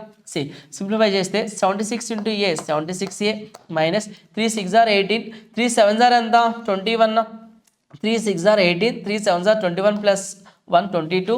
So next 78 into a 78a, next 4 8 are ఎంత 32, 4 7 ఆర్ 28, 4 8 ఆర్ ఎంత 32, 4 7 ఆర్ 28 ప్లస్ 3 31, 312 వస్తుంది. సో ఇక్కడ నువ్వు గమనిస్తే 76 ఉంది కదా, 76 సెకండ్స్ 78 సెకండ్స్ క్యాన్సిల్ అయిపోతుందా? సెకండ్స్ క్యాన్సిల్ అయిపోతుంది. సో అంటే టైం మీరు అడగొచ్చు ఇక్కడ, ఇదేంటి ఇది రిలేటివ్ స్పీడ్ కిలోమీటర్ పర్ అవర్లో ఉంది, సో ఇక్కడ ఏమో టైం సెకండ్స్లో ఉందని మీరు ఒక డౌట్ రావచ్చు. ఇక్కడ ఏమవుతుందంటే సెకండ్స్ అనేది క్యాన్సిల్ అయిపోతుంది కాబట్టి సో ఇక్కడ స్పీడ్ ఏమో మిగులుతుంది, ఇటు సైడ్ కిలోమీటర్ పర్ అవర్లో స్పీడ్ మిగులుతుంది. సో దీన్ని సింప్లిఫై చేస్తే మనకి డైరెక్ట్గా కిలోమీటర్ పర్ అవర్లో వచ్చేస్తుంది. ఓకేనా? ఇక్కడ 76, ఈ 76 అవతలకి వెళ్తే ఏమవుతుంది 2a అవుతుందా? 78 మైనస్ 76 2a. సో ఈ వాల్యూ యువతలకు వస్తే పాజిటివ్ అవుతుందా? 228 అంటే ఇక్కడ 300 రౌండ్ ఫిగర్ అనుకుంటే 228 పోతే రిమైనింగ్ వాల్యూ ఎంత 72 ప్లస్ 4 74 ప్లస్ 10 84 అవుతుంది. సో 2 అనేది ఎన్ని టైమ్స్ పోతుంది? 2 4s are 2 2s are 42 kilometre per hour అనేది మనకి ఏమవుతుంది ట్రైన్ స్పీడ్ అవుతుంది. ట్రైన్ స్పీడే అడిగాడు. సో ఆన్సర్ ఏంటి? థర్డ్ ఆప్షన్ అనేది కరెక్ట్ ఆన్సర్ అవుతుంది. ఓకేనా? సీదా next question number 52. HCF of 2 numbers is 3 అన్నాడు, which obtained by 3 steps along అక్కడ ఎలా 3 steps with long division method and quotients of 3 successive steps are 2 1 3 respectively. Find the LCM of 2 numbers. రెండు సంఖ్యల గసాబా 3 అన్నాడు. ఇది 3 దశల విభజన పద్ధతి లాంగ్ డివిజన్ మెథడ్ ద్వారా పొందబడుతుంది, అంటే ఇక్కడ పొందబడుతుంది అన్నాడు. మరియు భాగా ఫలాలు వరుసగా 2 1 మరియు 3 అన్నాడు. అయినా ఆ రెండు సంఖ్యల యొక్క కసాగు అనేది ఆ రెండు సంఖ్యల యొక్క కసాగు వాల్యూ ఎంత అన్నాడు. సో మనకి 2 నెంబర్స్ కసాగు 2 నెంబర్స్ యొక్క HCF ఇచ్చాడు, ఎంత 3 అని ఇచ్చాడు. 2 నెంబర్స్ యొక్క HCF 3 అని చెప్తున్నాడు. ఆ HCF 3 అనేది ఎలా వస్తుందంట? లాంగ్ డివిజన్ మెథడ్ చేస్తే 3 స్టెప్స్ తర్వాత వస్తుంది. 3 వరుస రిమైండర్స్ కూడా అని చెప్తున్నాడు. 3 వరుస భాగా ఫలాలు 2 1 3 అన్నాడు. ఇవి రిమైండర్స్ కాదు, భాగా ఫలాలు అంటున్నాడు. అయితే మనకి భాగా ఫలాలు అన్నాడు. అయితే మనకి ఏం ఫైండ్ అవుట్ చేయమన్నాడు? ఆ రెండు సంఖ్యల యొక్క ఎల్సిఎంని అడుగుతున్నాడు. ఇక్కడ మన కండిషన్ ఏంటి? 2 నెంబర్స్ యొక్క HCF అనేది ఆ 2 నెంబర్స్ని డివైడ్ చేసినట్టే ఎల్సిఎంని కూడా డివైడ్ చేస్తుంది కదా. సో ఇచ్చిన ఆప్షన్స్లో 3తో డివైడ్ అయ్యే ఆప్షన్స్ చూద్దామా? 3 4s are 12, 3 4s are 3 4s are 3 8s are అన్ని పోతున్నాయి, అన్ని ఆప్షన్స్ పోతున్నాయి. ఒకవేళ మనకి లక్కీగా ఒకటే ఆప్షన్ 3తో పోయేది ఉంటే అదే మన ఎల్సిఎం అవుతుంది. సో అన్ని ఆప్షన్స్ పోతున్నాయి కాబట్టి ప్రొసీజర్ చేయాలి.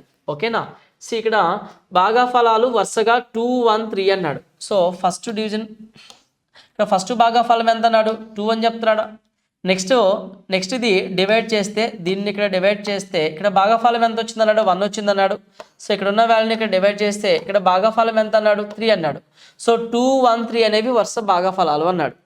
ఓకేనా? అయితే ఇక్కడ HCF 3 అన్నాడు కదా.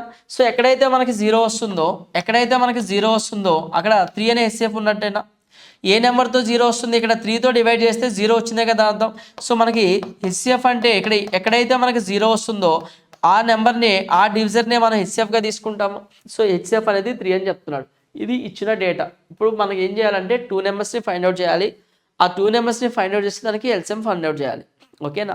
సో HCF ఫైండ్ అవుట్ చేసినప్పుడు ఏని ఒక సంఖ్య బి అని ఒక సంఖ్య అన్నప్పుడు ఏని ఒక నెంబర్ బి అని ఒక నెంబర్ అన్నప్పుడు సో ఇక్కడ ఒక నెంబర్ తోటి మరో నెంబర్ని డివైడ్ చేసుకుంటూ వెళ్తే చివరిలో HCF ఎంత వచ్చిందని చెప్పాడు క్వశ్చన్లో మనకి 3 వచ్చింది అన్నాడు. సో ఇక్కడ ఒక నెంబరు అంటే ఏబి ఫామ్ లాగా తీసుకెళ్తే ఈ రెండు నెంబర్స్ వస్తాయి. ఈ రెండు నెంబర్స్ యొక్క LCM ఫైండ్ అవుట్ చేయాలి. ఇదే ఇప్పుడు మన టాస్క్. ఓకేనా? ఈ రెండు కనుక చూసినట్లయితే అది ఏమొస్తుందో చూద్దాం. ఇక్కడ 3 అనేది 3 3s ఆర్ అంటే లాస్ట్ కోఎఫిషియంట్ ఎంత 3 కదా. 3 3s ఆర్ ఎంత 9. సో ఇక్కడ 9 అంటే 0 వచ్చింది అంటే ఇక్కడ కూడా 9 ఉందనే కదా అని అర్థం. సో ఇక్కడ 9 ఉంటుంది. ఇక్కడ 9 ఉందంటే ఈ 9 ఎక్కడి నుంచి వచ్చింది? ఇక్కడ నుంచి వచ్చిందేనా? సో ఇక్కడ డివిజన్ ఉన్నదే కదా ఇక్కడికి వచ్చేది మనకి. సో ఇక్కడ 9 ఉంటుంది. సో ఇక్కడ 9 1s ఆర్ ఎంత 9. సో ఇక్కడ రిమైండర్ 3 కదా ఇక్కడ ఉంది. ఇక్కడ 3నే కదా. ఇక్కడ వచ్చిన రిమైండరే ఏమవుతుంది? ఇది 9 మల్టిపుల్ చేస్తుంది. సో అప్పుడు 9 1s ఆర్ 9 రిమైండర్ 3 వచ్చిందంటే 3 ఇక్కడ యాడ్ అయితే 9 + 3 అంత ఇక్కడ పైన 12 అవుతుందో వాల్యూ 12 అవుతుంది. ఓకేనా. సో ఇక్కడ 9 అనేది రిమైండర్ ఉంది కదా, ఈ రిమైండర్ అనేది ఇక్కడ పైన వచ్చిన రిమైండరే కదా ఇక్కడ డివైడ్ చేస్తుంది, అంటే ఇక్కడ పైన వచ్చిన రిమైండర్ ఇక్కడ డివైడ్ చేస్తుంది. ఇక్కడ 12 ఉందంటే ఈ 12 ఎక్కడ ఉండాల్సింది, ఇక్కడ ఉండాల్సిన 12, ఇక్కడ ఉండాల్సిన 12, ఇక్కడ ఉండాల్సిన 12 ఇక్కడికి వచ్చింది. ఈ 9 తోటి ఈ 12ని డివైడ్ చేస్తున్నాం ఇక్కడ. ఓకేనా. సో 12 అనేది ఇక్కడికి వచ్చేస్తుంది. ఓకే, నెంబర్ వచ్చింది. 12 2s ఎంత, 12 2s 24, 24. ఓకేనా. 12 2s ఎంత 24, 24 బోను 9 రిమైండర్, ఆ 9 ఇక్కడ రిమైండర్ తీసుకున్నాం. 12 2s 24, 24 ప్లస్ 9 ఎంత, 29 ప్లస్ 4 33 అవుతుంది. సో డివైడ్ చేసిన నెంబర్ ఎంత అంటే 33. 12 2s 24, 33 నుంచి 24 పోతే 9 మిగిలింది. పాయింట్ అర్థమైందా క్లియర్గా. ఇవనేది మనకి 2 నెంబర్స్ ఏమొచ్చినాయి, 12, 33 వచ్చింది. ఆ 2 నెంబర్స్కి మనకి ఏమడిగాడు, ఎల్సిఎం అడిగాడు. ఆ 2 నెంబర్స్కి ఎల్సిఎం కనుక చూస్తే ఎల్సిఎం ఆఫ్ 12, 33. ఓకేనా. LCM of 12, 33. రెండింటిలో 3 టేబుల్ పోతుందా, 3 4s 3 11s 3 4s 12 అవుతుంది, 3 11s 33. ఇంకా దీన్ని మనం రెడ్యూస్ చేయలేం కాబట్టి ఒరిజినల్ వాల్యూకి క్రాస్ మల్టిప్లై చేస్తే మనకి ఎల్సిఎం వస్తుంది. సో 132, 2 + 1 ఏమో 3 అవుతుంది, 132 అనేది కరెక్ట్ ఎల్సిఎం అవుతుంది. ఓకేనా. సో 2 నెంబర్స్ యొక్క ఎల్సిఎం ఎంత అంటే 132.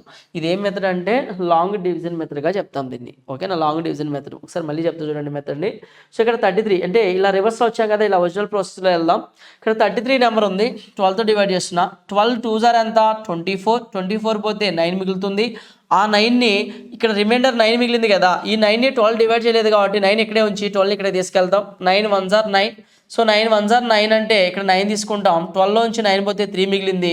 సో ఈ 3ని ఈ 9 డివైడ్ చేయలేదు కాబట్టి ఈ 9 ఇక్కడికి వస్తుంది.